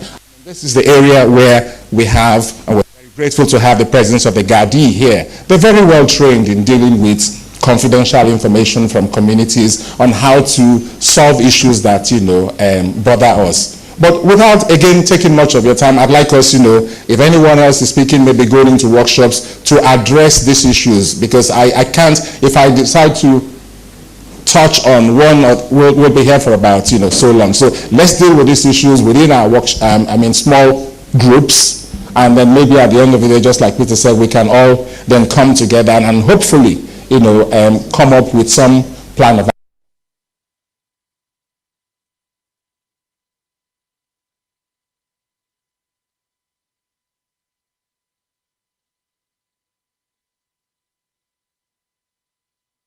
invite our next speaker in the person of Eukarya.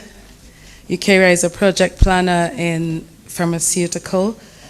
She is a dance teacher. She goes to schools to teach dance. She was also the Miss Nigeria Ireland Student of the Year in 2017. And this is because she had gotten a first class, not only in her BSc, but also in her MSc studies. She's a youth leader, and she goes around to different campuses to speak to undergraduates during their fellowships. She's one of our own, another youth who is doing us proud. Welcome, Eukarya.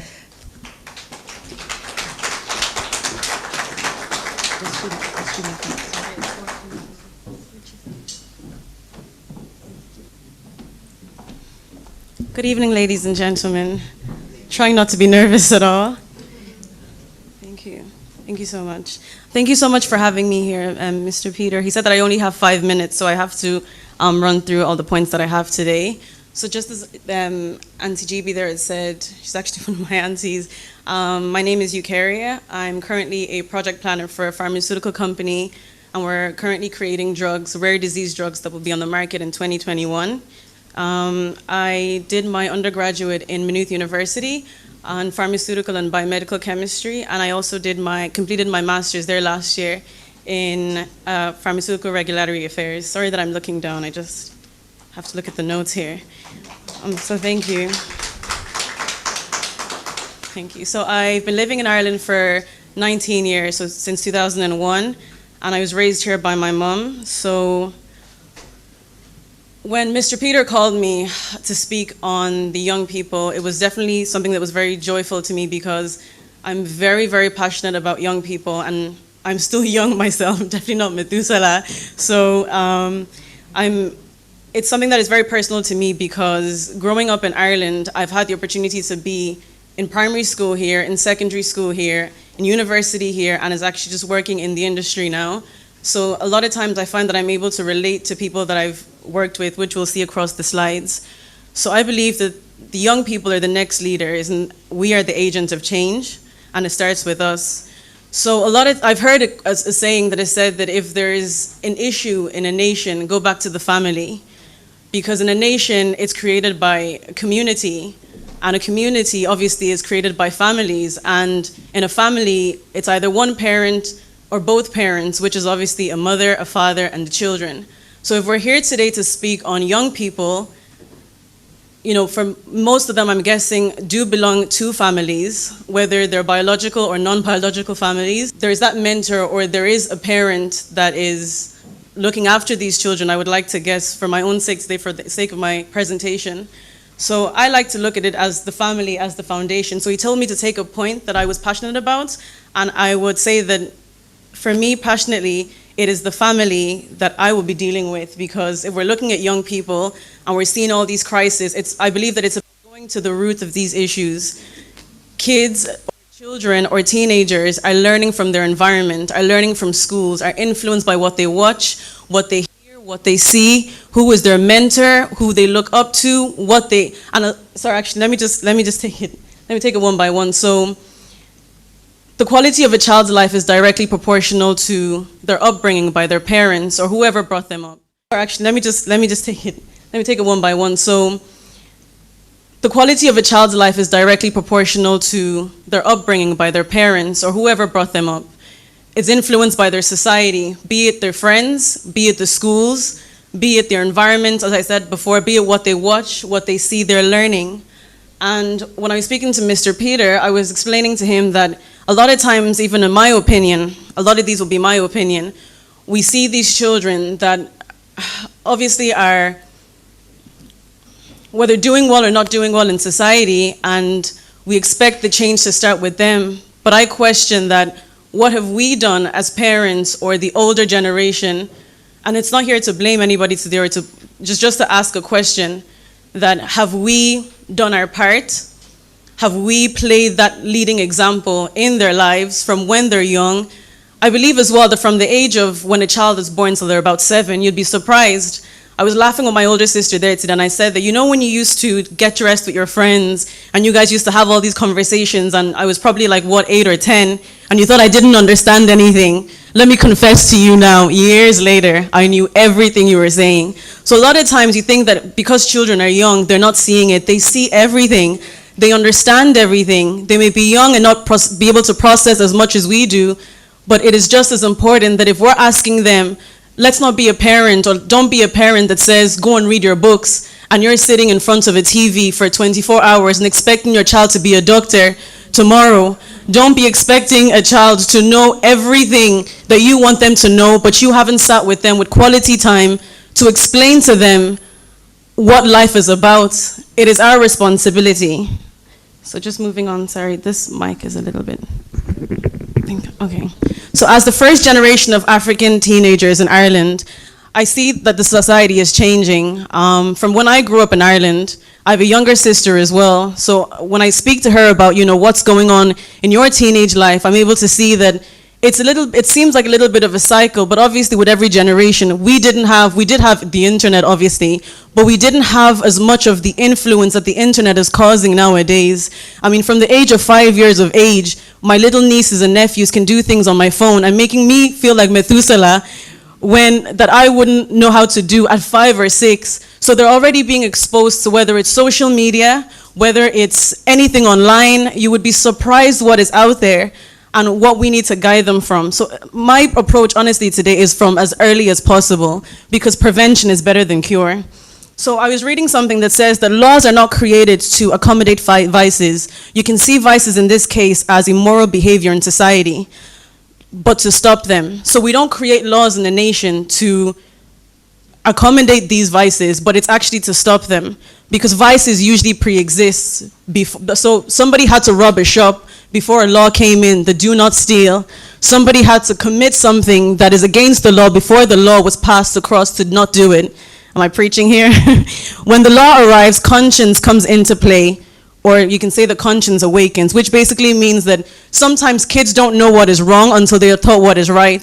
So then the question today as well is that if they're already doing what is wrong, can we ask that were they taught what is right? And if they were taught what is right, could there be something that we could have possibly done better? So we don't live to make decisions, we live for their consequences. And so if we're teaching these children about the decision that they must make in life, are we just telling them, don't do this or don't do that? Are we explaining to them the consequences of doing those things? I'm going to keep flying because I can see So as a Christian as well myself, I was reading the book of Proverbs that said, he who spares accountability hates his son, but he who loves him is careful to discipline them. So some of the solutions that I looked at was discipline. And parenting is an art, and discipline is correction and direction. I think sometimes in the African society, we look at it as what is discipline. For some, it's a little bit of spanking, it's a bit of shouting, it's a bit of this, and it's a bit of that. When I was growing up, my mom was very disciplinarian, and at that time I didn't understand that. I was like, oh mom, you know, I don't want to get into, I don't want to do this. I was as a teenager, we had our days, but now when I look back, I'm only grateful to God and grateful to her that I believe solely that it was the discipline that she put in me.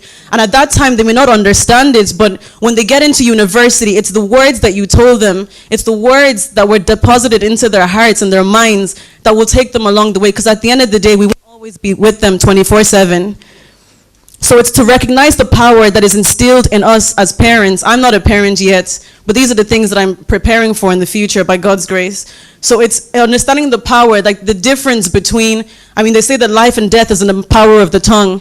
A lot of times, are we speaking life over these children as well, or are we cursing them? And by cursing them, it doesn't necessarily mean saying, but kids are they need encouragement, they need positivity, they need that open communication.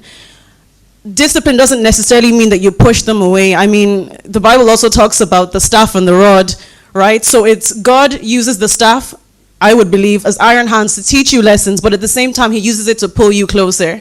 So as a parent, I believe that discipline isn't only about trying to allow them to know that you're a parent, but bringing them closer to also understand that you're their friend, so that they can have that open communication with you. So be consistent and practice what you preach is what I would tell parents. Invest in books and educational activities. Kids, always keep the kids engaged. Give them alternatives to what they can do beyond watching TV 24/7 on their books, on their phones, or any other thing that you may find that is corrupting in these times. And try to reduce the amount of time the kids spend on these devices. Have an open communication with the children. Devote your time, help them understand faith from the beginning. So if you're a faith-based person, whatever faith you practice, I'm sure that some of those faiths have very uplifting messages that you can, a lot of times that I found when I got to university was that it wasn't about, you know, when you're young, you don't understand these things. When your mom is saying, be prayerful, be good to others, be kind, be this and be that, but it will carry you. I saw a saying as well that says, it is not what you give a child, but what you leave in them that matters. Even if you're the richest parent in this room, it's not about how many gadgets you can give them to show off in class. It's not about giving them their first car before the rest of their friends. It's about what you really instill in them. It's about teaching them love and respect, self-love, self-confidence, and self-awareness, how to function independently, accountability, responsibility, understanding your child that not all size fits all. One child can be born in a certain way and maybe could be a lot shyer than your other child. And that means that the arm that you stretch out to one could be different to the way you carry the other. Be present to listen, to encourage, and to support. A healthy child is a healthy mind. And then lastly, this was something that I was going to briefly say because of politics as well. I'm not a politician or anything. But one of the things that I've also seen in the African community in terms of voting is, you know, we're kind of sitting around a lot of times and we're saying what we believe in and what we don't believe in, but when it comes to voting, a lot of us don't actually get out there and vote. So at the end of the day, it concerns the lives of the next generation, and these are the young people. Whether they'll be in these offices, whether they'll be treated fairly, we have to be able to turn on your news, read a couple of books, what is actually going on in society, and the leaders that will be able to help our children in the Black community and whatever other community is in Ireland to get to the next level and that we'll be happy with. So if we're here today and we've complained about the opportunities that are given to anybody that we know, let's ask ourselves, could we have been better in the last election, or are we prepared for the next one that is coming along? Yeah, I think that is everything. Thank you very much for having me. And one of the other things I wanted to quickly mention as well, that he wanted me to add, is just some of the things that I do. So I started up a dance company in 2018, where I've been holding dance fitness classes for both the young and the old. We've had the privilege of doing a couple of events, and also charity and community work. Currently, I'm going from schools, so secondary, doing some arts, getting the kids to do some arts and dance, and just to get their minds off other things, to build up other leisure activities. And also, I've been going into the communities as well to participate in these with these youths teaching them dance and teaching them other variations of sports. Thank you very much. Thank you.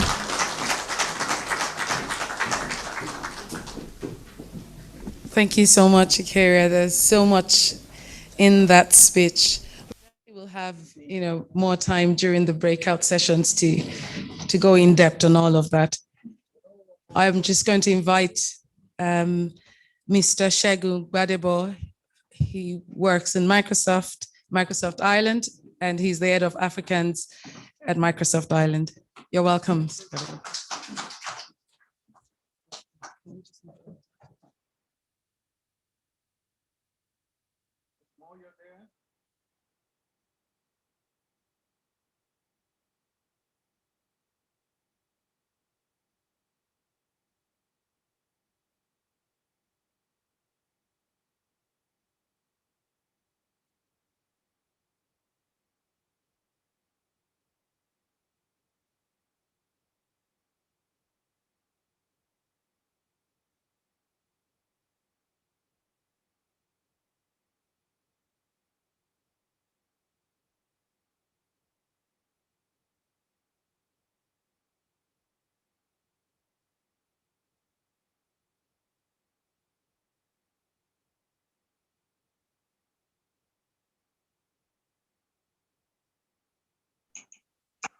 Hello, Moyo.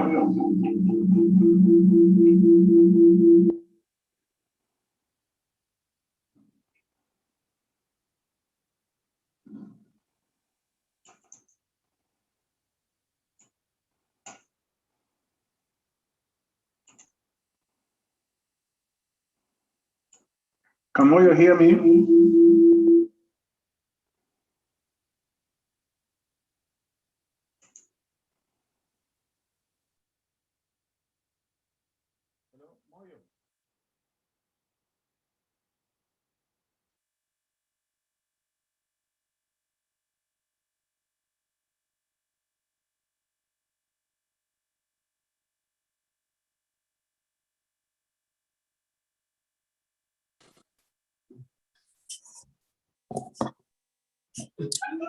How are you? Hi, Peter. How are you? I'm good. I'm good. I was just engrossed with the reliving the conference of last year. And, Yeah. So just listening to the very first time I actually had the opportunity to really sit down and listen, watch, and it was quite informative. Oh. Anyway, happy International Women's Day. And thank you. And out there, I say happy International Women's Day. Thank you so much. Is a day that we need to tell all the women that you guys are the best. Thank you so much. Way, and it's quite really strategic and purposeful. The theme of this year, choose to challenge. Yes. So, that's what we are going to be talking about. A choose to challenge. Yeah. Moyo, I'm here with Moyo Connors. You have been watching the 2020 International Conference, Women's Day conference that was held in Dublin. Yes. And the person really behind it, the person that really drove most of the putting together is right here with you, Moyo, Mrs. Moyo Connors. Thank Moyo, you. Thank you. I think we just go ahead because we're expecting Salome to be joining us. So, but let's just go ahead. So, yes, looking back at the video, the streaming of last year's event, what comes to you with all the COVID thing and everything that has happened? Well, I suppose a lot has happened between last year and this year. And especially in relation to COVID, as you said, that a lot of the plans that we had, that we put in the work, a lot of work after the conference that we were going to get up and running with, we've had to shelve. We did some, but not to the extent where we wanted it to go. And I suppose Coming into this year, especially this Women's Day theme, choose to challenge. And I would like to say, I'd like to say my own challenge. What I choose to challenge is wrong narrative. I choose to challenge wrong narrative.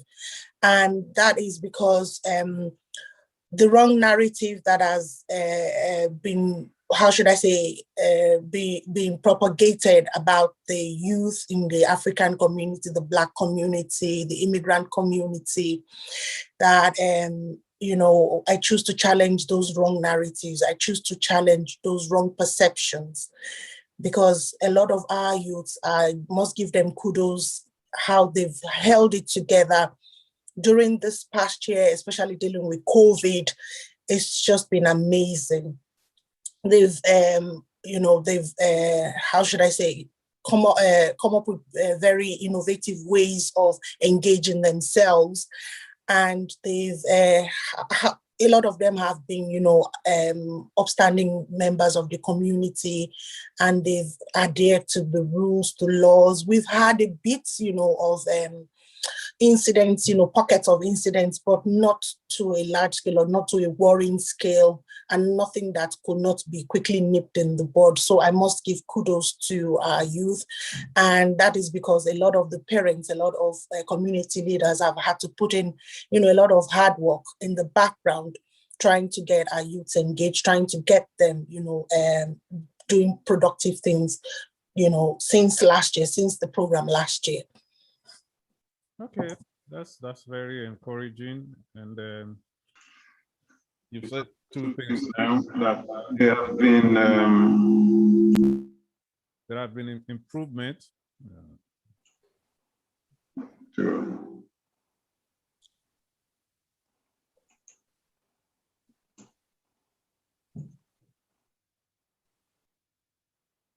Hello, can you hear me? Yeah, you now. Yes. You talked about improvements, so it's encouraging, and you talked about things that you choose to challenge. So we can feel on those things. Yeah. That you choose to challenge things. That, the improvement, the town has really become. We are no longer afraid, and I guess that is a shout out to every parent that are taking it as a responsibility to monitor their children, talk to their children, because it is said that 75% of the antisocial behavior can be avoided if parents really choose to parent and talk to their children. So we are hoping that they have taken that responsibility, and that is what they are doing, and that will be very good. But I just hope that some of the fall in antisocial behavior does not have to do with the COVID situation, where people are at home and they can't go out, and we just believe that, things are getting better. Maybe eventually people get medications and people are able to go out again, and then you see rise in the cost in antisocial behavior. Just hoping that that's where the work needs to be put in now, that once we are out of the lockdown, we don't want to attribute the quietness to just being in the lockdown, but we would like to believe that a lot of our youths that would have been causing us how should I say, grief and nightmares. The theme for last year was our children are not a nightmare. A lot of those of our youth and our children that would have caused us nightmare are, they've turned a new leaf, that they're not, they've seen, how should I say, and that their parents are on board, 100% committed, to seeing that, these children have turned from being nightmares to, being our future dreams. And we would like to implore, parents as well, that, keep fighting, keep doing the good work, and keep putting in all positive energy into parenting children and parenting them right, so that when we get out of this lockdown, they are not back on the streets, causing nights. They're not back on the streets, giving up the rest of the community grief. And we are not going to have to come again and start brainstorming and looking at ways to deal with antisocial behavior in our youth community. Yeah, you're right. But like I said before, I would actually pass my own judgment when, the COVID, hopefully, we pray that the COVID era is gone, and then we see what is happening, and then we can say this is the thing. Salome has just joined us, but Salome, we are not seeing you. You need to be on your video. You will see me now in a minute because I'm using my phone. Okay, put yourself together then, so. Yep.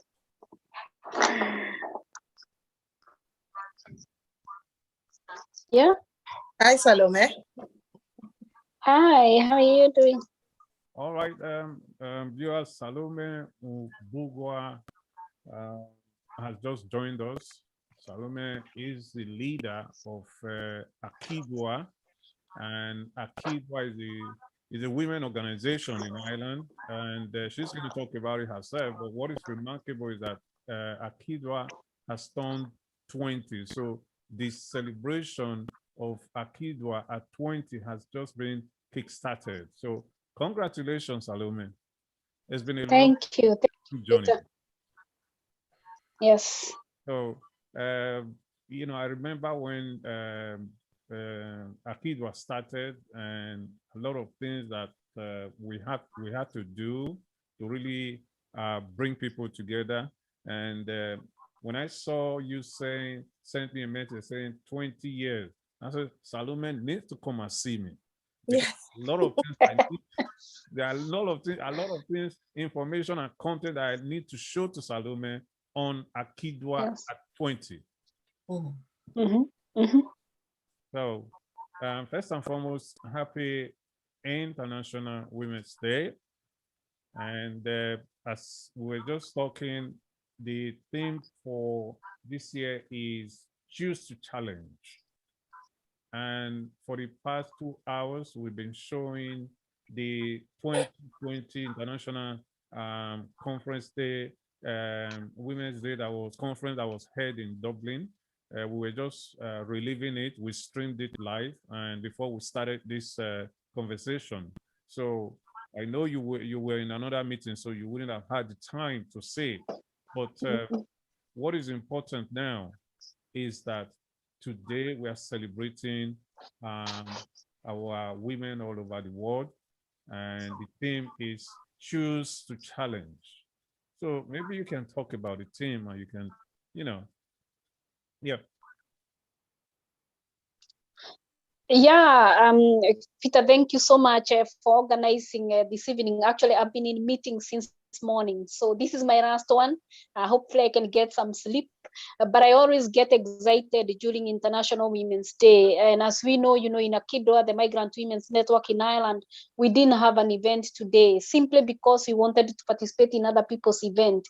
Although we did have one with IOM, the International Organization for Migration. We are looking at women going beyond grass ceiling, and it was really talking to women ambassadors, ambassadors from different countries. And as you have said, this year it's about women leadership, and especially during this time of COVID-19, and choosing to challenge. It's challenging the biases that are there, the barriers that still hinder women from progressing, and actually it's an opportunity to be able to have a man, actually put together an opportunity or a platform for us to be able to articulate on how we can challenge some of the things that we need to challenge to be able to achieve the equality that we are looking for women in our communities. I was saying that it's very important to have women in leadership, mainly because it actually challenges the stereotype that still continue to exist within our community, within our nations, stereotypes based on gender roles, about about women, that women places in the home, when we talk about gender equality and issues of equality, that women's right has to be upheld every time. And it's right actually to be able to participate in areas of decision making, so in politics, to be able to access labor market and be able to earn an income for their families and for themselves, and for their households as well, to be able to access services and support as much as they would want, or they need it. At the same time, women leadership is very important in terms of not only challenging those stereotypes, but also setting good role models for future generations. And this is actually very significant and very important. And so I always say that, most of the time when we talk about women leadership and women talking about in terms of leadership, it's not only that we are talking about women politicians. We are not talking about women who are at very high rank. We also have so many women who are doing so well, women who are managing their families, who are actually, transforming their homes and their communities and their society one day at a time. And so we've seen it even this time of COVID-19, where, homeschooling has become a key element of women's work.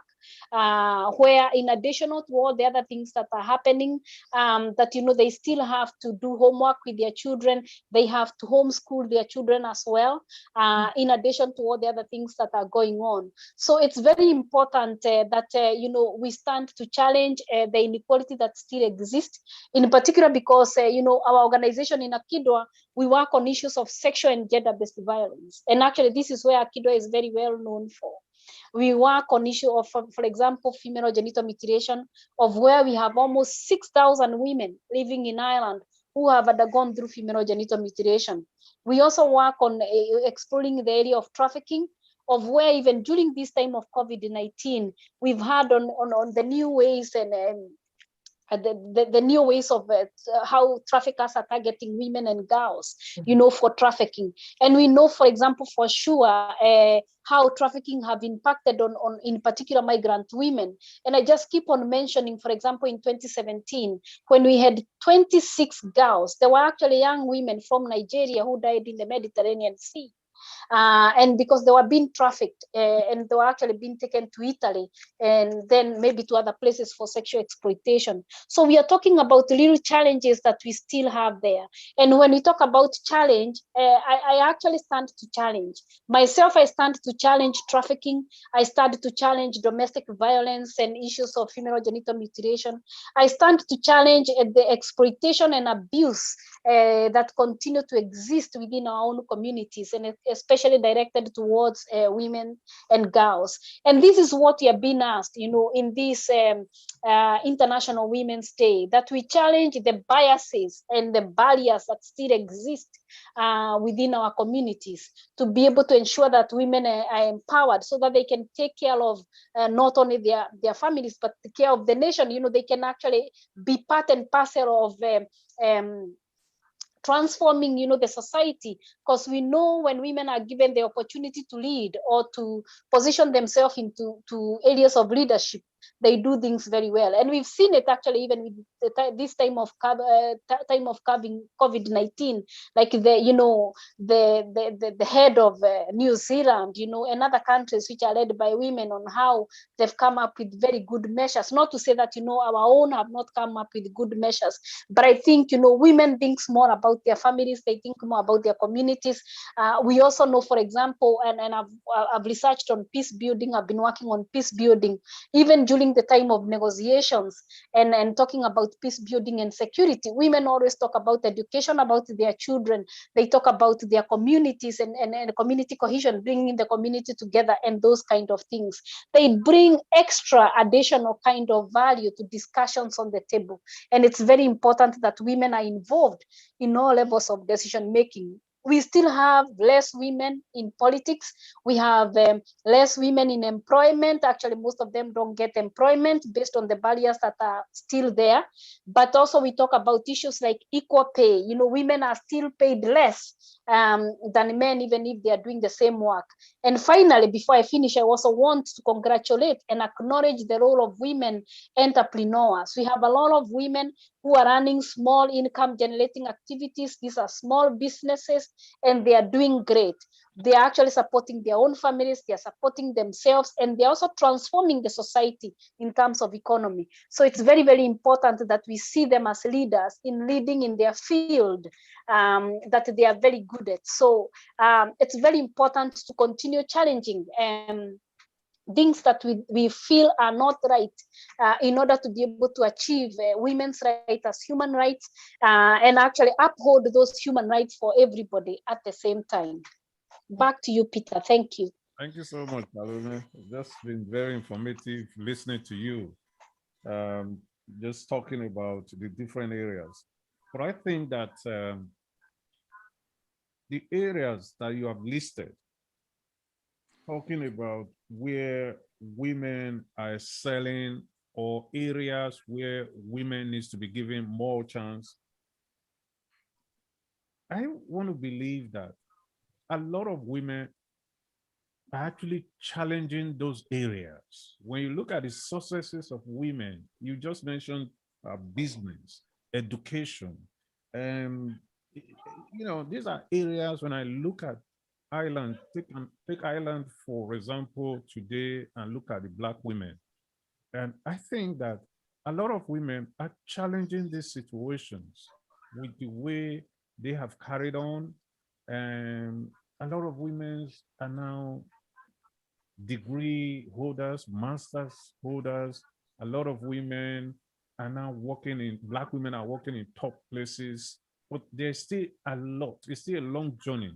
But my experience, my own definition of challenge in one perspective is the areas where I see a lot of women that in some years ago, when we first came into this country, some of them didn't have a certificate, but now a lot of them, they have they are degree holders, master's degree holders, they are working in top places. That's a positive way of choosing to challenge whatever status quo or discrimination that is there. But then again, there's still a lot to do, and it is that a lot that I'm going to ask Moyo now, what she thinks about choose to challenge and areas where she feels that the women really need to, challenge the challenges that are there. Okay, thanks, Peter. So first and foremost, I believe that we have come a long way from the dark ages where, like Sam Lome said, that women's roles were different as or we were strictly designed to fit into a box. And how should I say, women mainly were as homemakers, and they stayed at home and took care of babies, and that was all they did. We've come a long way from that, where now we have women entrepreneurs, we have women in fields of education, we have women in politics, we have women in almost in, I should say, every sphere of life, and which is kudos, but there is a lot of work that needs to be done. And I think that goes back to what I was saying earlier on about parents, and it's bound on us as parents to make sure that we lead our children, that we're not how should I say, holding them back. Because now, before that, women had to struggle to break the glass ceiling. Now, there's no ceiling, I should say now, just how far can you go for yourself. And, it's now our how should I say, our prerogative as parents to make sure that we make our daughters see that, look, there is nothing you set your mind to that you cannot achieve. That the opportunities are there, grab the opportunities. And as well, our boys as well, we need to let them see that, look, women are not, how should I say, your competition. They're there to achieve as well as you are as well.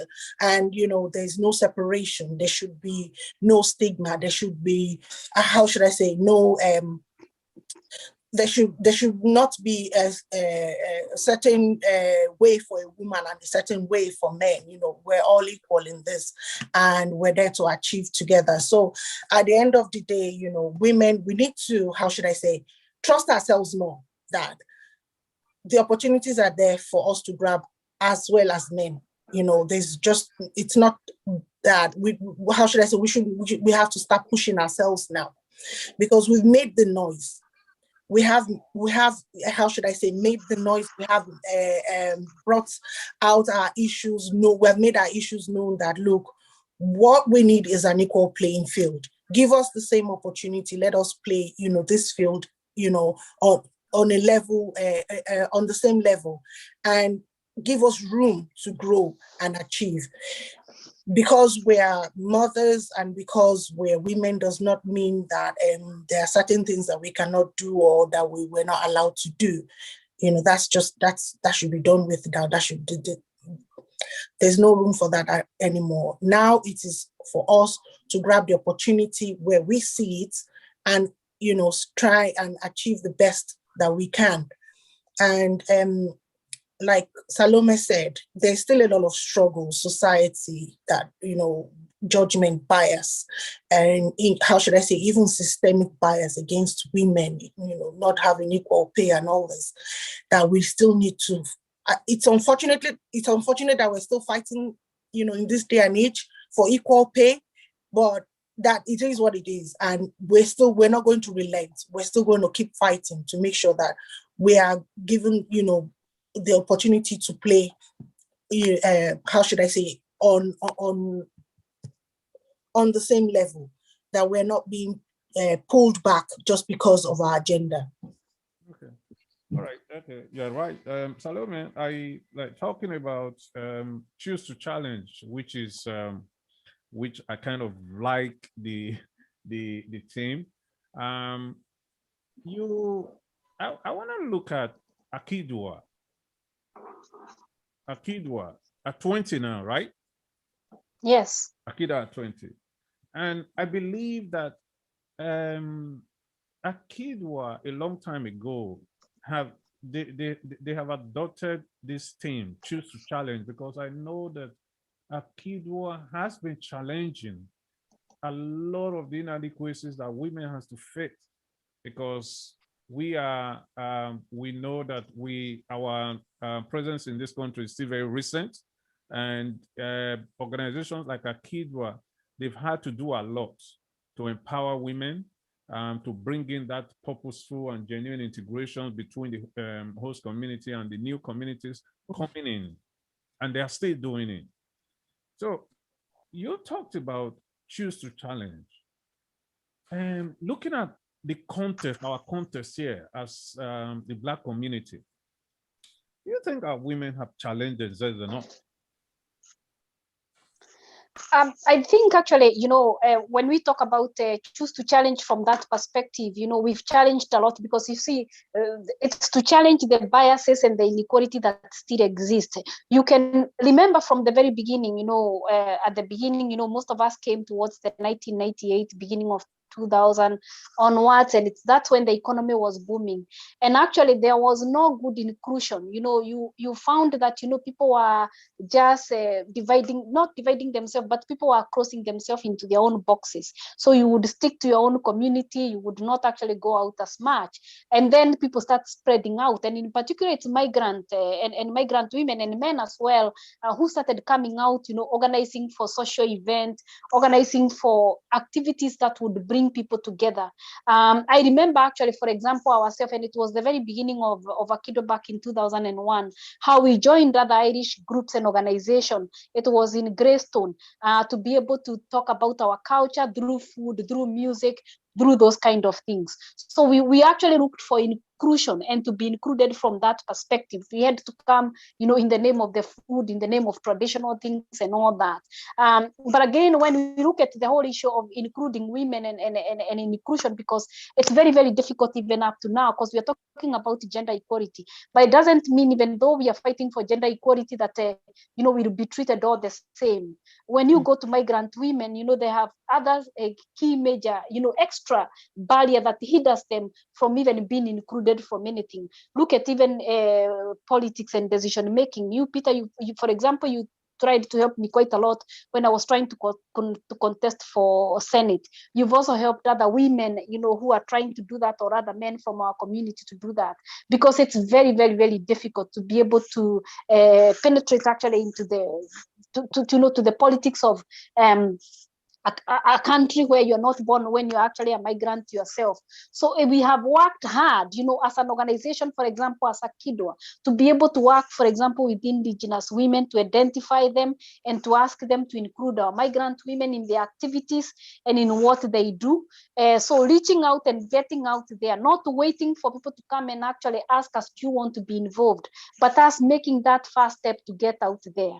But really going back to the whole area of gender equality and including all the having that inclusion of all the identity, we are still very far away from achieving gender equality, simply because, and Moyo did talk about the boys and men, that when we talk about gender equality, we know that when we come to the gender gender balance, that women are still very far away from being 50-50 to equal to men in terms of getting employment. Yet we know, like for example, in Akido, we have a lot of women who have degrees, women who have PhDs, women who have actually a lot of good qualifications. But for them to access the labor market, it's next to impossible.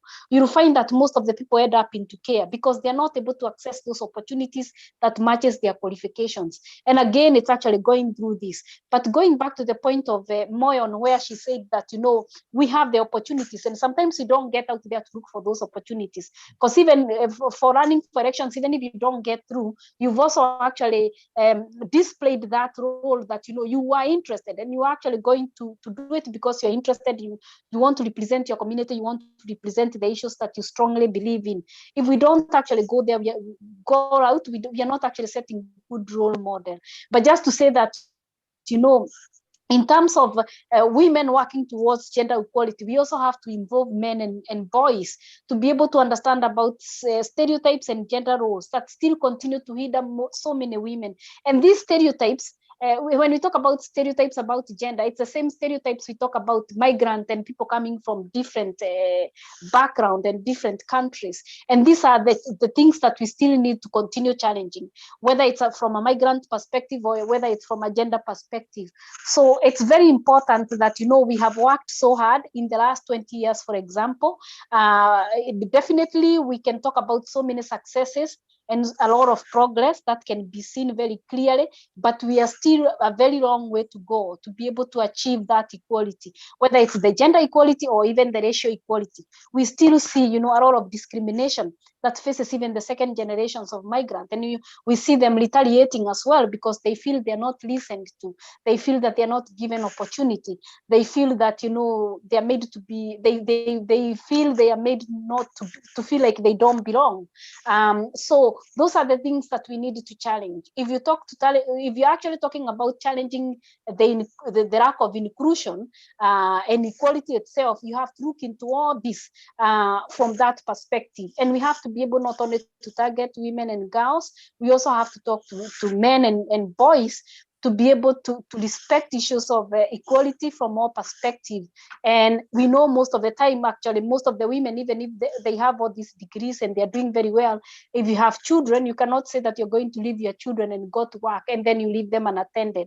Here, they will be taken into state care if you leave them unattended, and you are the sole, breadwinner, or if you are the head of a household, if you are the woman. So you'll find that even though many women, then they may have the education, they may not have, access to childcare.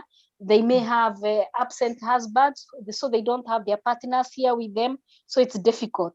And so it would be good maybe to talk, at a family level and at a family setup on how, do we look at each other, even, having our spouses helping us. Sometimes if a woman wants to go to work, we believe that actually in Akidwa, when we have a woman working, it actually makes things better. If it's possible, it makes things better even within the household, because it improves her self-esteem, it actually increases her opportunities of her earning her own money that, she can support with the family issues, but also, do what she would want to do, because some women would want to put some businesses. Women are very business oriented.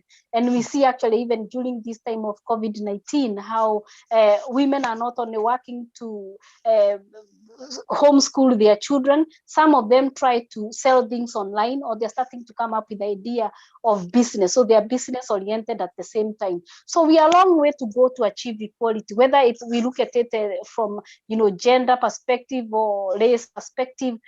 We are still a long way to go. We have seen it actually, and we are saying it in Akido that, we need to think of the next 20 years, because of the second generation of migrant, and not them actually getting frustrated and getting nowhere, with no jobs, with no dignified life. So we would want a society where everybody would be treated with respect and dignity. And it's actually the society opening itself to the diversity now that we have in Ireland. So whether it's in politics, whether it's in employment and all that, people need to open themselves to accept this diversity. But also ourselves, we need to be prepared to come forward and also show that, we are ready to be involved, and we want to be part and parcel of where the decisions are being made, and anything that is being done, within our community level, societal level, even at the very national level. We want to be involved in all levels so that we can be able to support our own families and support ourselves and advance and progress in life at the same time. Yeah, thank you. You couldn't be wrong. You are very right in what that you've said. And but I always, when I look at different perspective of choose to challenge, I look at it. I know what you're talking about when you talk about gender equality, racial equality, poverty, empowerment. But I'm trying to really define choose to challenge different perspectives. Whether it is that equality or empowerment of self-realization, where as a community that is still, fairly new in Ireland, where we decide that, okay, what do we have to do to be in that position to be able to really challenge those things that we do not like, those things that we think are not fairly put to us, and get answers. Because when you challenge, you expect to get answers. And when you challenge, you have to be in that position to be able to challenge so that people will listen to you. So I'm kind of looking at what do we have to challenge first and foremost within ourselves to be in that position that probably you are, probably Moyo is, and other people that, and we can now say as a group, as a community, and when you look around and you say we want to challenge something, and you know that you have battalions of people who are battle ready to challenge. When I mean battle ready, they are empowered, and when they are looking at what they want, they know what they want, they know how to articulate it, they know how to place it forward. So what do we have to do? How do we have to challenge? How can we now say, okay, we have chosen to challenge those things that we do not like through maybe education, through businesses and all? That is my major concern, because I think that a lot of us, we've done very well. Our children are coming out with first class. Where mothers are coming out with first class. We are flying, but a lot still need to be done. So how do we begin to ginger ourselves and say, we must challenge ourselves, we must get over this, and when we get over it, we will be in a position where we can say that, okay, we can challenge in group, because unity, they say, is power. And that's what I want both of you to talk about. I'll probably start with Moyo. Okay, so like I said earlier, I said what I choose to challenge this year is the wrong narrative. I choose to challenge wrong narrative and wrong perspective, and I think it's very important, because when you let people tell your story, when you let people set standards for you, when you let people, how should I say, paint you in a particular way, unfortunately, that is what you're stuck with for a long time, and it's very hard for you to get out of that. And it's very hard for you to, how should I say, tell your own story, because they say the first impression lasts longer. So the first thing we need to do to challenge this thing is to begin to tell our own story. We need to begin to tell our own narrative, that it's not told for us, that we actually, take ownership of our own story. Okay, so like that in business, we've seen a lot of our women, immigrant women, we've seen a lot of them doing very well, setting up their own micro business, setting up their own, becoming entrepreneurial. And we've seen them achieving a lot in education. We've seen a lot of our women going back to school, achieving degrees, getting master's degrees, getting their PhDs, and we've seen a lot of women actually getting into, how should I say, places of work that were predominantly male oriented, or places where you would hardly find an immigrant, or not to even talk about an immigrant woman, and especially in areas like IT and stuff like that. So we're progressing in that, but like Salome said, there's still a lot to be done. And what we need to do is, we should not rest on our oars. We should not say, or we should not relent in our pursuit to continue to break the ceilings. We should not relent in our pursuit to continue to change this narrative, to continue to change the perspective that, we're only related to such roles, or that we can only do care work, or we can only work in Tesco's and stuff like that. I'm not saying those jobs are not good, or those roles are not good. They're very important, and they're great to the economy, but I'm just saying we can do more as well. We can see, all you need to do is focus, see yourself in this place, go for it, you understand? And the more we try and achieve these things, the more the society becomes accepting or acceptive of our efforts as well. Because when they say that we're not resting, even in politics, God so good, we have a woman as a mayor in Ireland, as a council, council Yemi Adenuga. It's not a mayor, sorry, a councillor Yemi Adenuga. For the first time, we have a Black woman in Irish politics that is excelling, and we aim to see more. The next election, we aim to see more. So what we need to do is, we need to get behind ourselves. We need to back ourselves up. We need to campaign for ourselves. We need to push ourselves. Information is key. Wherever the information is, we need to push this information out, because information will not come to you where you're sitting or in your room or in your office if you don't go looking for it. And those of us who are privy to this information, we need to push it out. Put them in our WhatsApp groups, encourage ourselves, to take up these opportunities wherever they can be found. There are loads of training opportunities, in fields where women were never found before, but, that are now open to women. And when we see opportunities like this, push them out, get our children involved, get our husbands involved, get our boys involved, get everyone on board, so that we have enough backing for ourselves. And especially in the immigrant community, unfortunately, we've had to do solo runs for a long time. But now is the time. We're no longer solo. We how should I say, we've matured enough as a community in Ireland. I think we're less than 30 years in Ireland, but we've matured enough for us to form a formidable force to support ourselves, to get ourselves into these positions, into these places, and let our voices be heard. And, liaise with your community.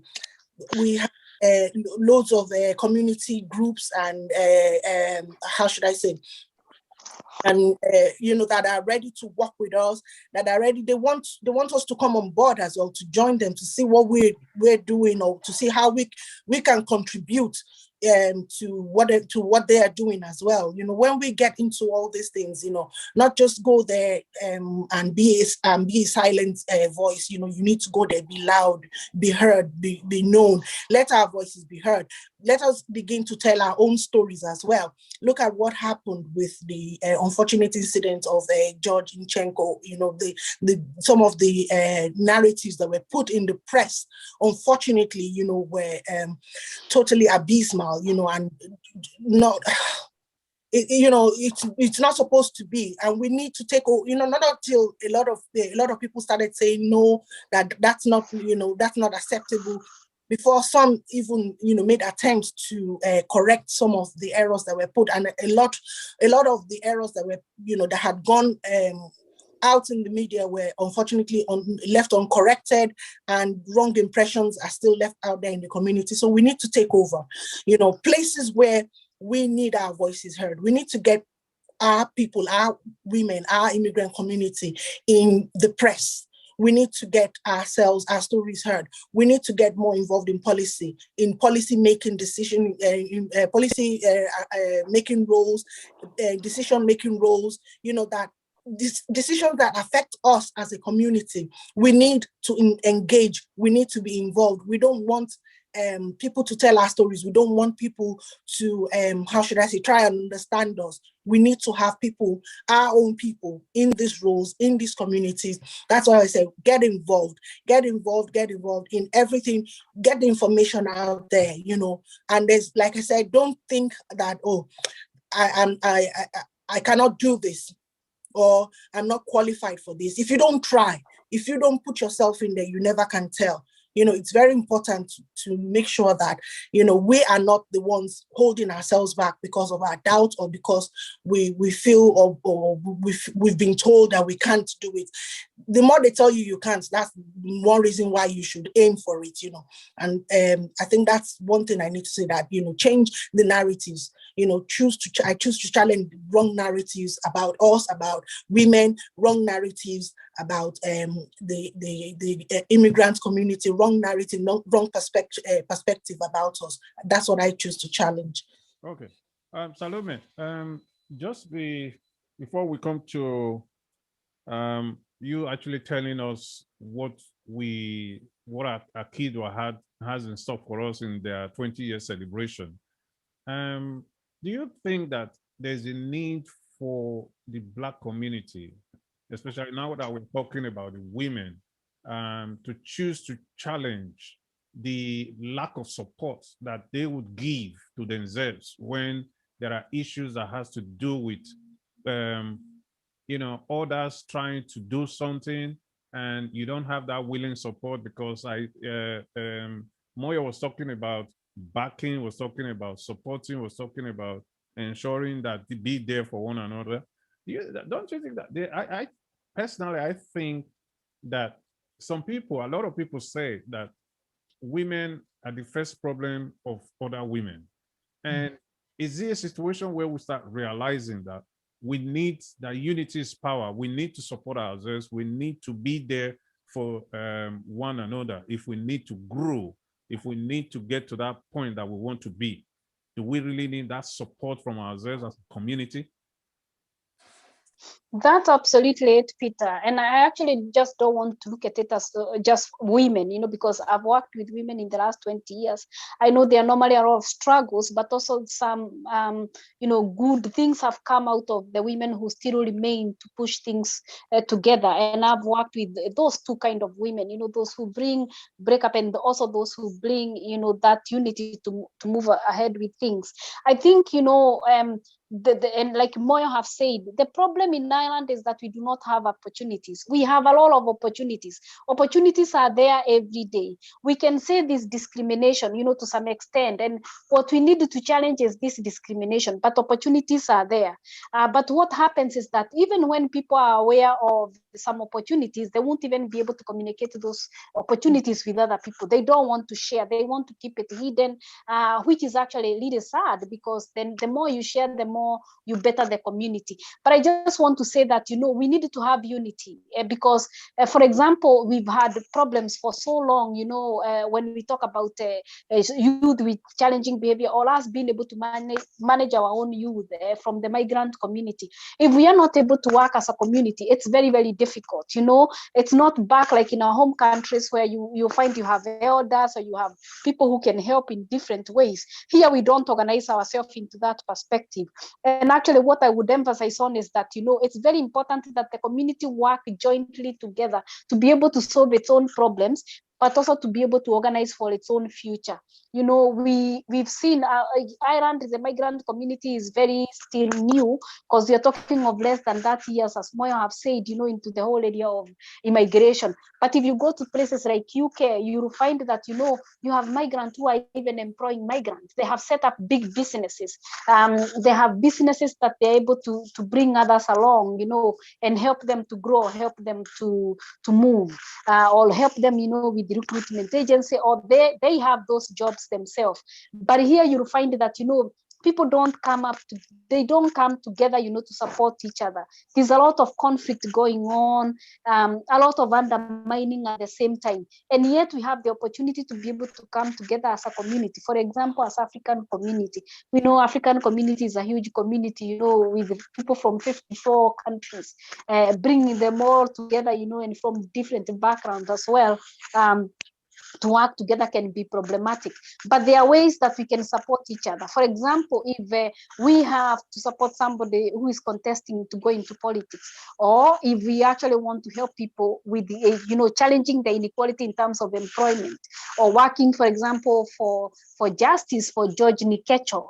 It's the way the community organizes itself, and it all depends on who are the people leading that, but also the other people who are joining in, and how are they getting into it, because there's always that conflict of where, within the African community, for example, people don't want to hear that one is a leader. They all want you to be the same. Who made her our leader, or who made him our leader? So it becomes very problematic when you want to solve problems, when the community is not united, when the community don't have an agreement on how we can operate as a community to be able to sort out problems and to discuss about problems of the youth that we may have, of any other issue that we may have within our own community. And you have seen it. You had the meeting on the 8th of March last year, or 7th of March last year, and you discussed about this issue. But you still find other people who want to pull it down. But also to say that, you do not have to move all together, at the same time. Even a small group of a community that can be able to transform things can also come together and work towards working out things in a manner that can benefit the rest of the community, and also can bring to the peace to the rest of the community. But sometimes we are very fragmented, as migrant community, in particular African community, in how we carry ourselves and how we organize ourselves. We are the worst disorganized, I would say that. And you know it, Peter, from your organizing for different activities and events, that at the end of the day, people don't end up, agreeing or working on things properly. So it's very, very challenging, to be able to move that. But again, to go back to the opportunities, and I know myself, because I work, within the commission, I'm part of the Commission for Irish Human Rights. I actually saw that opportunity. I applied for being a commissioner. I try to pass a lot of information to people, whether it's in terms of funding, whether it's in terms of decision-making level, and people being involved in state boards or in different boards. So there are opportunities out there, including for employment. But you have some people who, even when they get to know about those opportunities, they don't talk about them, or they don't share about them. And that's the major problem that we have to challenge ourselves to be able to be open, to be able to share, to be able to want to progress, rather than just being where we have been for so many years and for so long. And also this attitude of there are no opportunities. Oh, our children will be still like us. It's not true. Our children should not still be like us. We should not still be the way we were 10 years ago, because we have bettered ourselves with education. What we need to do is we have our own education, we have our own ideas, we have our own way of organizing ourselves. We just need to challenge discrimination if we're experiencing any, in terms of accessing support, in terms of accessing funding, or those kind of things. But the most important thing in all this is, how do we organize ourselves? as people, as a community, as a group, without having to bring all these conflicts that we bring along ourselves. So we have to challenge ourselves, and each and every one of us have to be able to challenge it themselves, because we are not at the same level, and you'll never be at the same level. You'll be better than me in one way, I'll be better than you in another way. But that doesn't mean that I'm better off completely than you. But people fail to see that. And all they see is like, I don't want to help because it doesn't help me at the very end. So the community has to come out together and want to work as a community. It's very, very difficult to achieve anything when you don't have that, support, or when you don't have that community cohesion, of the community, in this case, African community, coming together to work together with one voice and one understanding. So that's a challenge, and the challenge is there, and it's not only for women, it's also for both women and men, and it's now going to our youth. So we'll be a very divided kind of a community in the years to come if we actually don't challenge what is happening now and bring the community together to work for the betterment of the same community.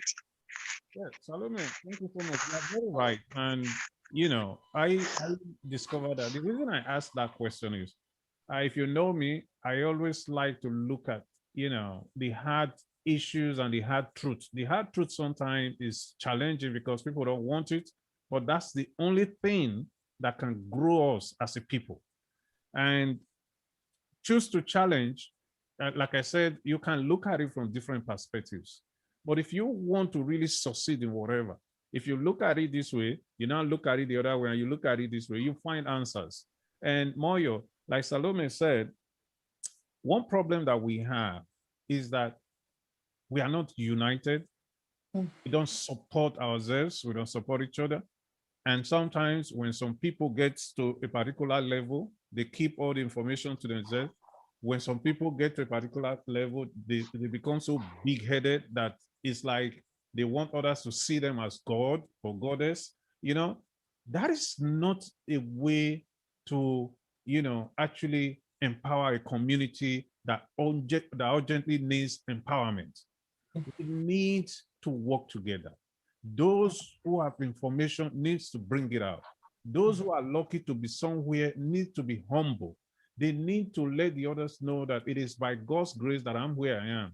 So I want to be able to let other people get there so that at least we can all be happy. That is what when I say choose to challenge, when people say, oh, she's a woman, I'm a man.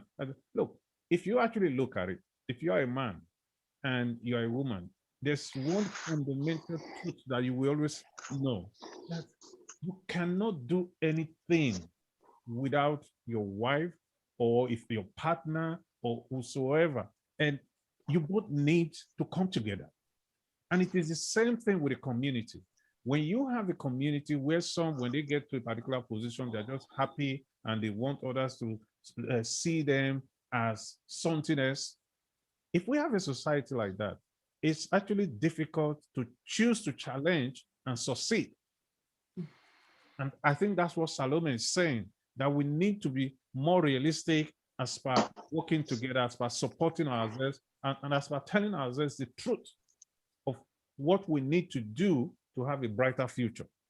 Yeah, absolutely. Absolutely. I agree with you. And unfortunately, this division amongst ourselves is deep-rooted, and it's come from, how should I say, way back from our backgrounds. We're divided along ethnic lines. We're divided along religion. We're divided along geographical location. And unfortunately, until we see ourselves as one and as a community, we will not be able to grow together. And that is one thing we need to challenge as well, that look, no matter where you come from or what language you speak, we are, we are seen as an ethnic minority community, and we are all going to be painted with the same brush, whether we like it or not. No matter what your background is or your educational achievements, you're all going to be tainted with the same brush unless we get our acts together. And it's unfortunate that as much as some of us are striving so hard to forge a greater or stronger community, there are still some people with a backward thinking mentality that still think that they can go at it alone, and they're comfortable, doing it alone. And it will not work like that, because at the end of the day, when they get tired, they will have no one to turn to. Or when they need support, they will have no one to turn to. And we can actually see this division as well, with our children, that some people are choosing to parent their children in one way and others are choosing to parent their children in another way. There is no cohesiveness, which is very unfortunate. And like Salome said, some people are information hogs. They hog information to themselves, and that's because they don't want to share, because they feel that if they share this information and you do better than them, they feel that they have lost, or that you're trying to become a leader over them, or you're trying to rule, or over them, which is very wrong. I don't know where all this is coming from, because we all, like Salome said, we all cannot be leaders. Some of us are going to lead and others are going to support the leader. But at the end of the day, the benefits of it, we are all going to achieve together. We are all going to enjoy these benefits together. So I don't know where all this division is coming from, and we must not let it fester. We must not let it go on.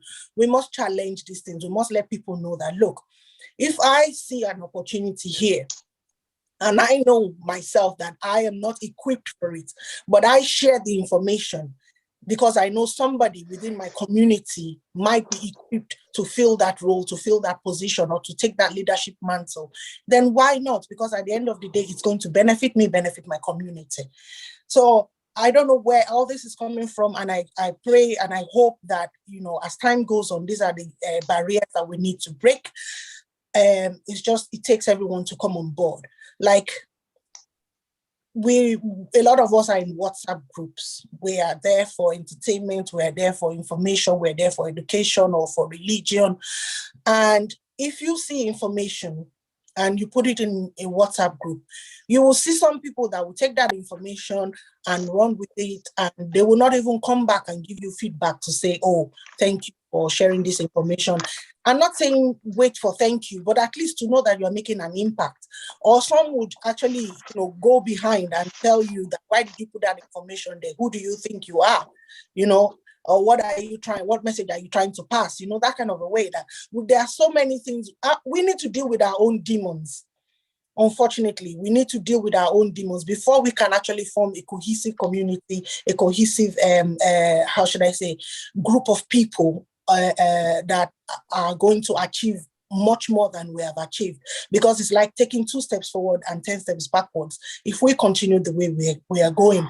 And part of choosing to challenge as well, we need to challenge that. We need to challenge pull back syndrome, I will call it, or pull down syndrome, where we ourselves, amongst ourselves, are the ones that are, actively working to pull ourselves down just because you're not happy with what this person is doing or what this person is trying to achieve or has actually achieved.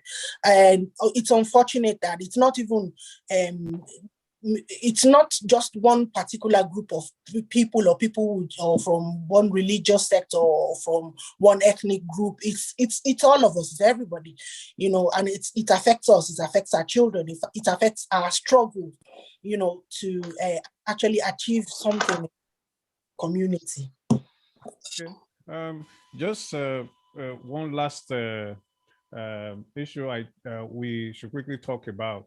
It's yesterday it was 1 year that we had that conference, and the conference was to encourage parents to choose to challenge the fact that they need to be more, they need to do more in parenting, because there's this wide notion that parents can do a lot. You remember the community gather that came, and he said that there was this young guy and he was always committing antisocial behavior. So he recorded him. And every time he sees him trying to get involved in antisocial behavior, he says, I'm going to tell your mom. And the boy just stopped. So whenever they call him that the boy was involved in antisocial behavior, he goes to him and just wave his phone. And the boy knows what it means by that. So we actually organized that first and foremost to ask our Zs parents to choose to challenge the fact that we need to be more involved, we need to be more engaged, and we need to be more, productive in telling our children, this is not fair, that is not fair, don't do this, don't do this. It's a year that we had that event. We were planning to have it, the same event with the younger people, so that we can now have a platform to come together, but we were not able to do that. And like you said, a lot happened after that. We're talking about choosing to challenge, to support, and work together, kind of the way some of the things we were actually planning. So just a message to parents on choosing to challenge some of those things that we negate, speaking truth to children and telling children the truth about the right road and not the wrong one. Moyo? Okay, so thank you, Peter. So going from last year's conference, which was actually a great success, I must say, and I know that we put in a lot of work at the back, and even after the event, we put in tremendous amount of work, which unfortunately has not been able to come to light because of COVID restrictions. But that being said, we're still continuing work. We're still there, putting things together to make sure that we're not back where we were before that conference, where our children were running amok and giving us grief and causing us nightmares. And with that, we have the Gadi, I must say, have come on board in different communities. I know in the Lish community, the Gadi have come on board. They set up their own community liaison, and that they've been working with picked a few leaders in the community that they're working with, and in relation to guiding our youths right, and in relation to who do they go to when they need more information on how to deal with certain problematic youths in the community. And that is going well, it's going great. It's still work in progress, and I think in other communities as well, the Gadi are fully on board, and they're doing a lot of work. And like that, parents, we still need to talk to parents. We still need a lot of, we still need parents to come on board with us that, look, a lot of parents, unfortunately, have had to go at it alone, and they have had to go at it, sort of blindly, and just having to deal with luck.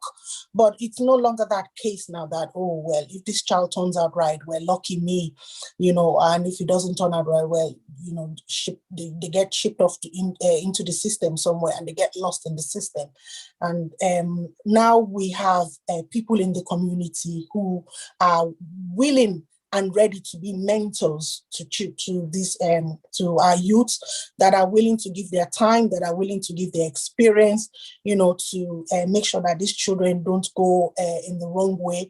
And that's what we need. We need more people to come up as mentors. We need more people to come up as leaders in the community, where as a source of inspiration, as a source of motivation for these children, for these youths, to see that, look, you can actually do it right, you can do things right, and to make our children see that not only that do they hear about these opportunities, but they can see someone that has taken advantage of the opportunities that are there now, even though we're still looking for more, but the ones that have, the success stories within us, that they can see that someone, that looks at them, someone that has the same skin color as them, has achieved so much. And if this person can do it, with all the with all the roadblocks and hurdles and way that they can do it, they can achieve it as well.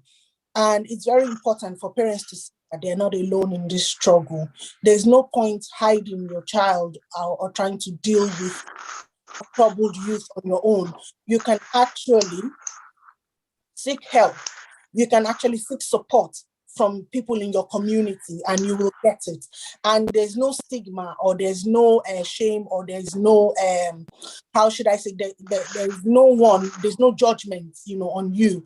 If you cannot do it right, there's no one going to judge you that, oh, maybe it's because you're a bad parent. No one is a bad parent. Probably you were not how should I say, exposed to as many opportunities as others did, or others didn't have as much struggle to deal with as you have had to deal with. So now it's time for parents to come on board, get on to all the forums, the groups we're organizing, the conferences we're organizing, the community support structures that we're putting in place.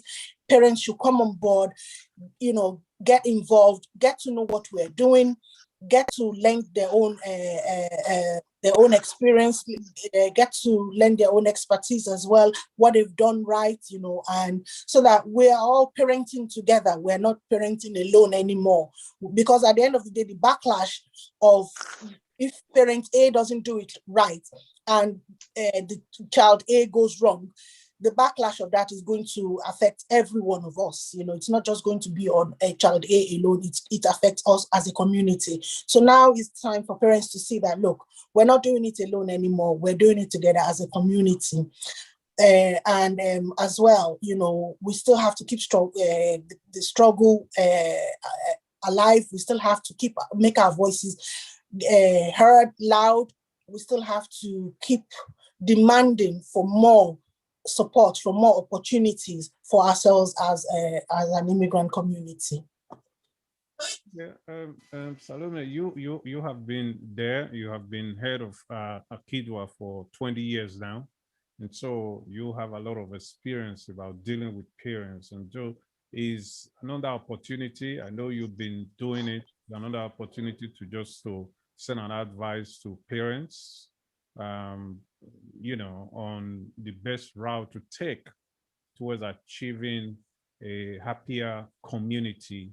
And you probably end with telling us a bit of what to expect from the 20 years celebration that is being lined up, because we want to be aware, we want to know and chop the cake and have some fun with Akidwa. But first start with, just letting parents know about speaking truth to children, because what we actually want in all of us is that we want to have a society where we see our young people getting up and they're getting first class, they are getting success stories in all that they're doing, and we go out and we can beat our chests and say that we have a purposeful Black community in Ireland. That's what we want. So that's the reason why whenever we have the opportunity, the Africa International Women's Day, we want to talk about parenting and having children growing up that we can be proud of everywhere. So thank you, Peter, because actually it's very important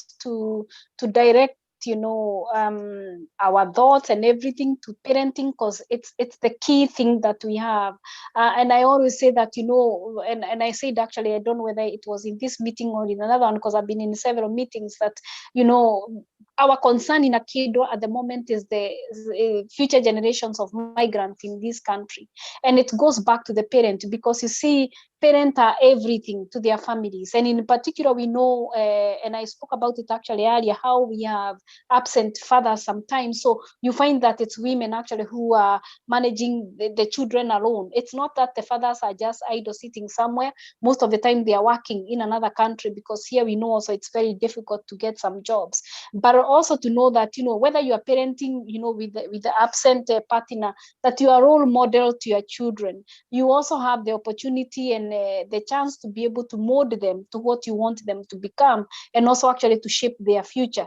I know, coming from the African community and migrant community, that many parents actually consider education as very significant to their families, and they would do anything to give that education to their children. So going back to the role model area, the way you behave as a parent, how you behave in the house and outside the house, how you actually conduct yourself and your own family, that's what actually the children will follow. Because the children will not just get out and start doing things because you stopped them before and they are still doing it. But if you stop them from the very beginning, when you are growing up, actually, for example, when I was growing up in Kenya, we knew what we can say and what we cannot say, and what to do, when you meet elderly, when you go to places, and things that you cannot necessarily do.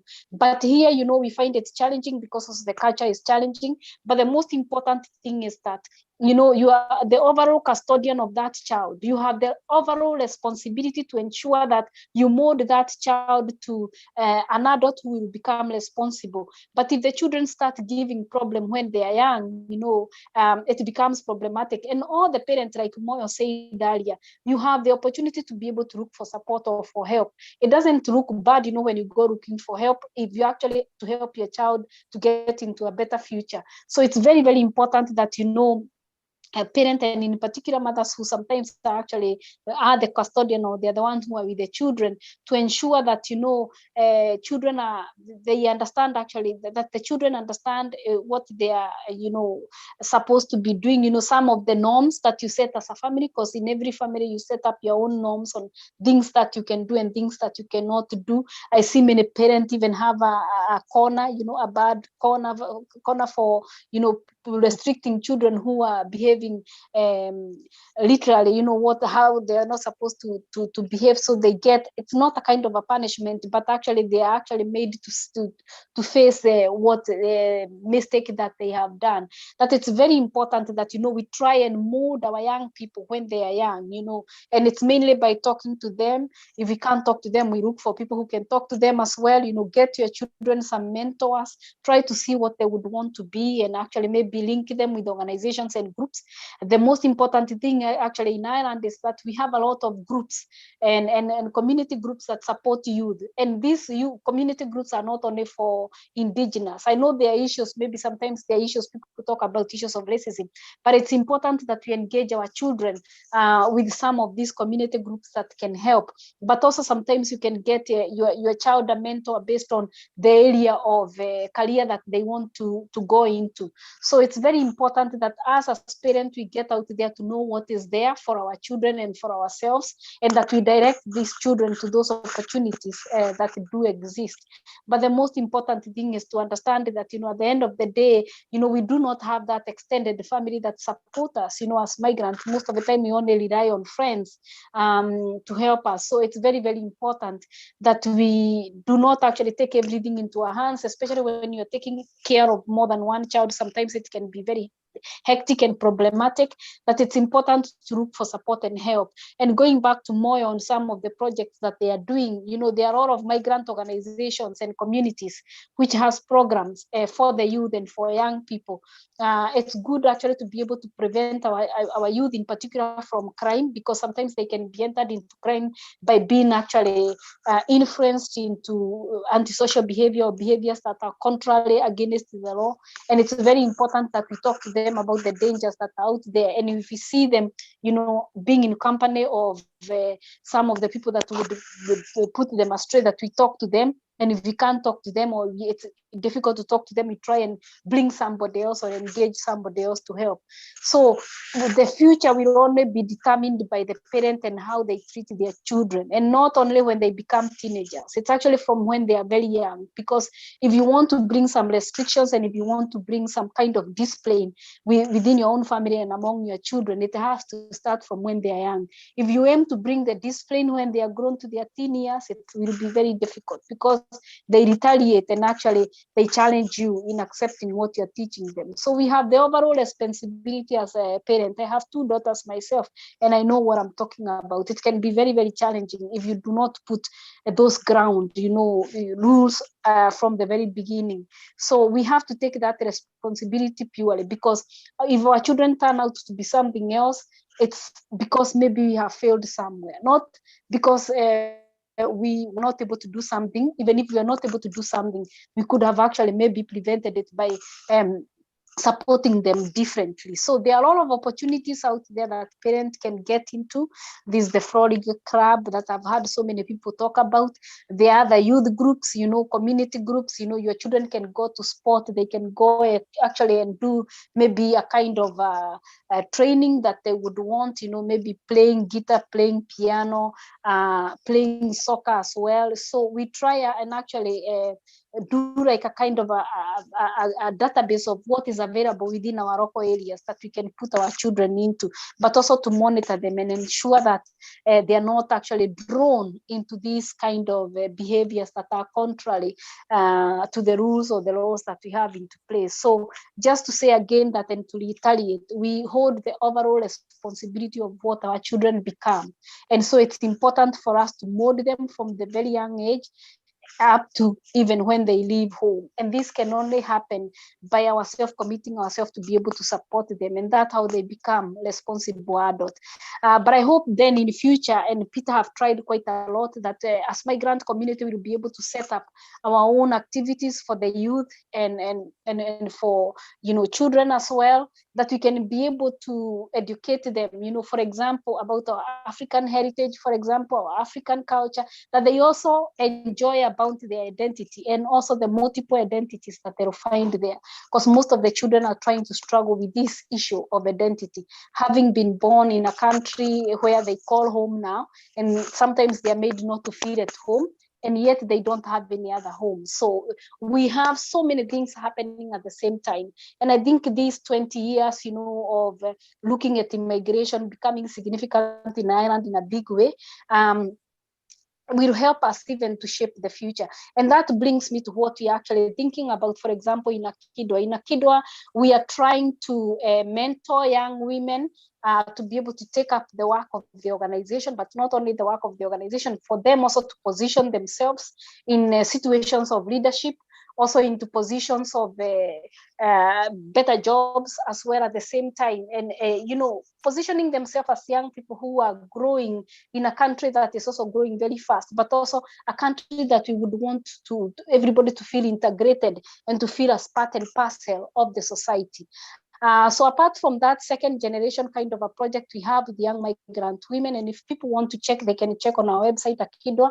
It's led by a girl called Nengi. Nengi is actually leading it with other young migrant women. They have the steering group, and then they have other members. So people can check and they will see the young migrant women within Akidwa itself. So the second generation of migrant or the young people are core into what our future becomes. We don't want them to struggle the way we have struggled, in particular in accessing employment, which are some of our areas of work that we have been working on issues of sexual and gender-based violence. We want them to be able to understand them more and better, so that by the next 2040 or 2041, we're combating completely sexual and gender-based violence, and especially issues of female genital mutilation, and also addressing this inequality that is still continuing, that in 2040, maybe if we are alive, we will be living in a kind of a complete integrated society where all of them will be given the opportunity to be able to excel. And so Akidwa has been looking into how do we shape the future that in the next 40 years, the situation for our children and their children will be better at that time. We have many programs and projects that we had planned for this year. We have actually embarked on some of them. Some of them, it's like the melting pot, and it's actually sharing our wisdom of the 20 years. So what have we learned? What have we achieved? And what should we advise the future to be, or what should be looked into the future, mainly into the whole area of education. We are actually seeing education as very key, in particular, not only on immigration, but it's on actually how you treat people and how you engage people in different things.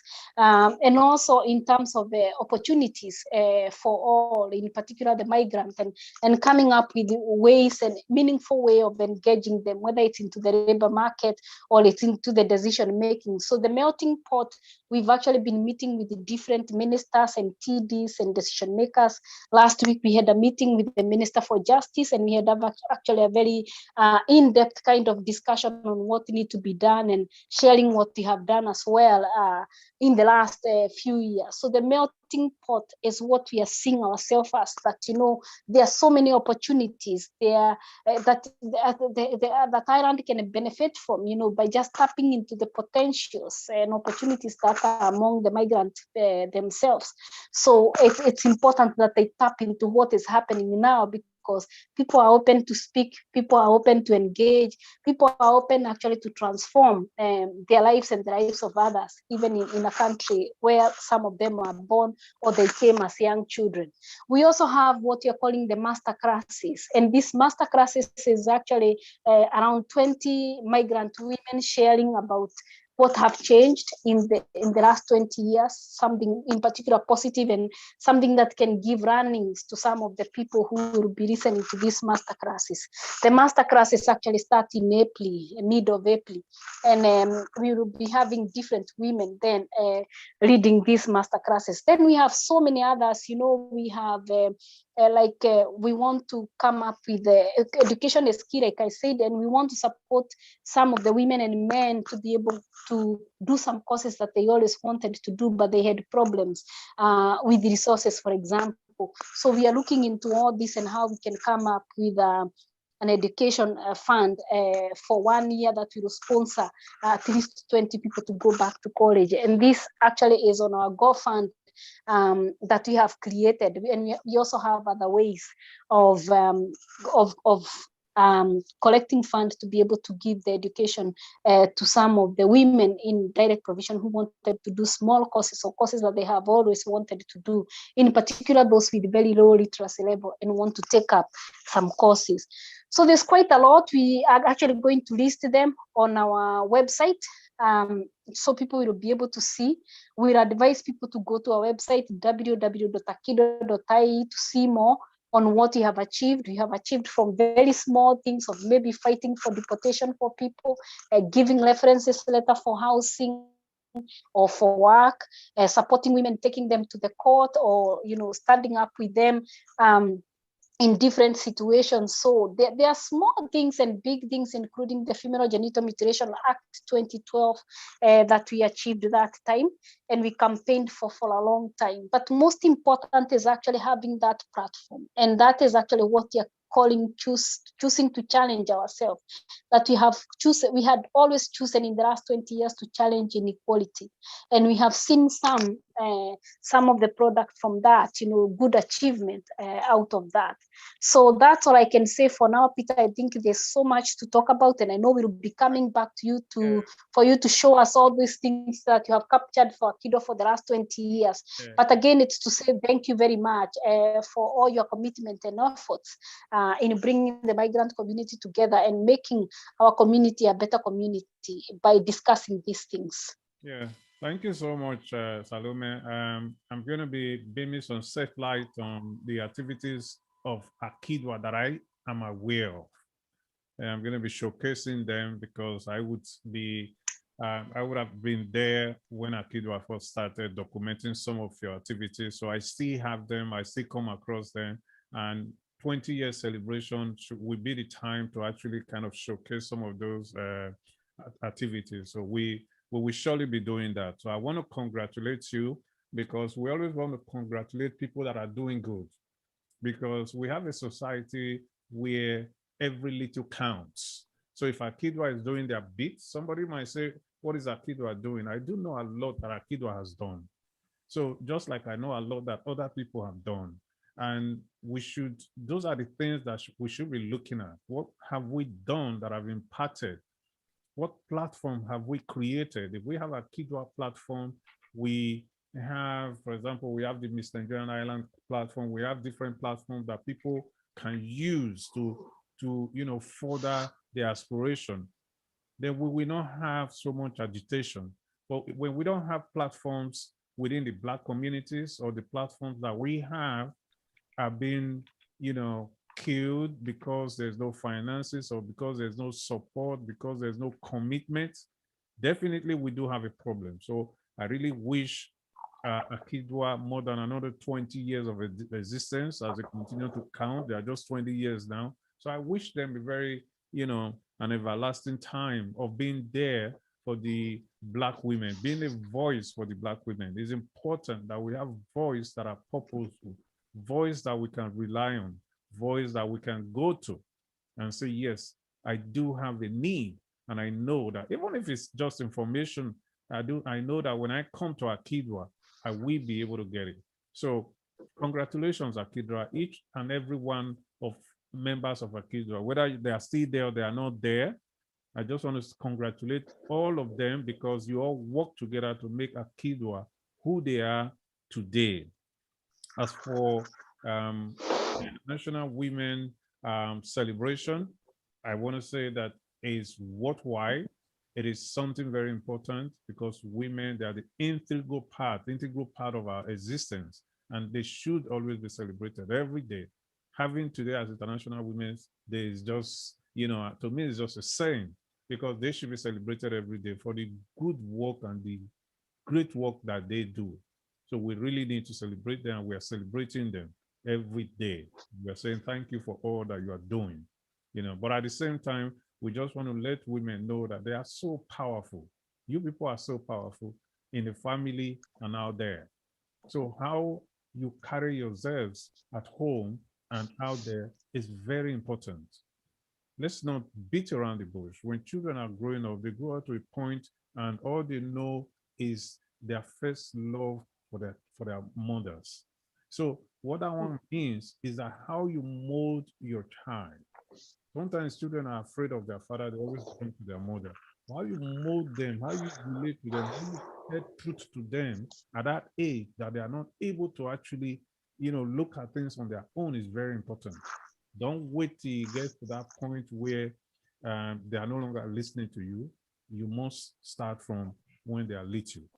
So that is very important. And those are some of the things that I think when I look at the meaning of choose to challenge, is choose to challenge different things from different perspectives. Equality, gender equality, poverty, parenting, business. If you want to do business, don't wait for 10 years to start saying, I want to do business, and you don't get to do it one day. You choose to challenge yourself. If you want to get into business, just think about it, look at the logistics, look at the challenges, and look at how you can surmount them, and go ahead and do it. If you want to go to school, well and good. Look at the school that you are able to go. Measurable. It's not going to say, I want to do masters when you do not have a degree, the first degree to go to masters. So I want to do business. I'm looking for 200 million.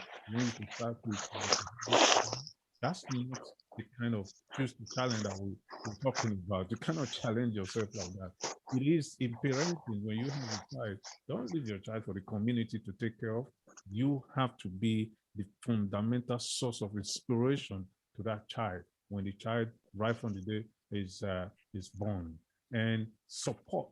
Let's choose to challenge ourselves. We need to be able to support ourselves. We need to be able to support women and need to be able to support even men, every other person. We need to be able to support ourselves so that at the end, we will all be better off for it. So on that, the discussion continues. It's just kickstarting the discussion. We're going to come up, other people are going to come to talk about this theme, choose to challenge. But today is when the discussion, the celebration is taking off. So we will be bringing other people to talk about what it means when they say women should choose to challenge themselves and to challenge situations around them that they do not like. It's very important. Anything you don't like, challenge it. You will find an answer if you're challenging it in the right way. And you need to challenge it in the right way so that we can all be empowered for it. On that note, ladies and gentlemen, we want to say good night. And until we come your way again, happy International Women's Day celebration. Thank you. Thank you. Thank you so much. Thank you for having us. Thank you. Thank you. Thank you. Thank you, Peter.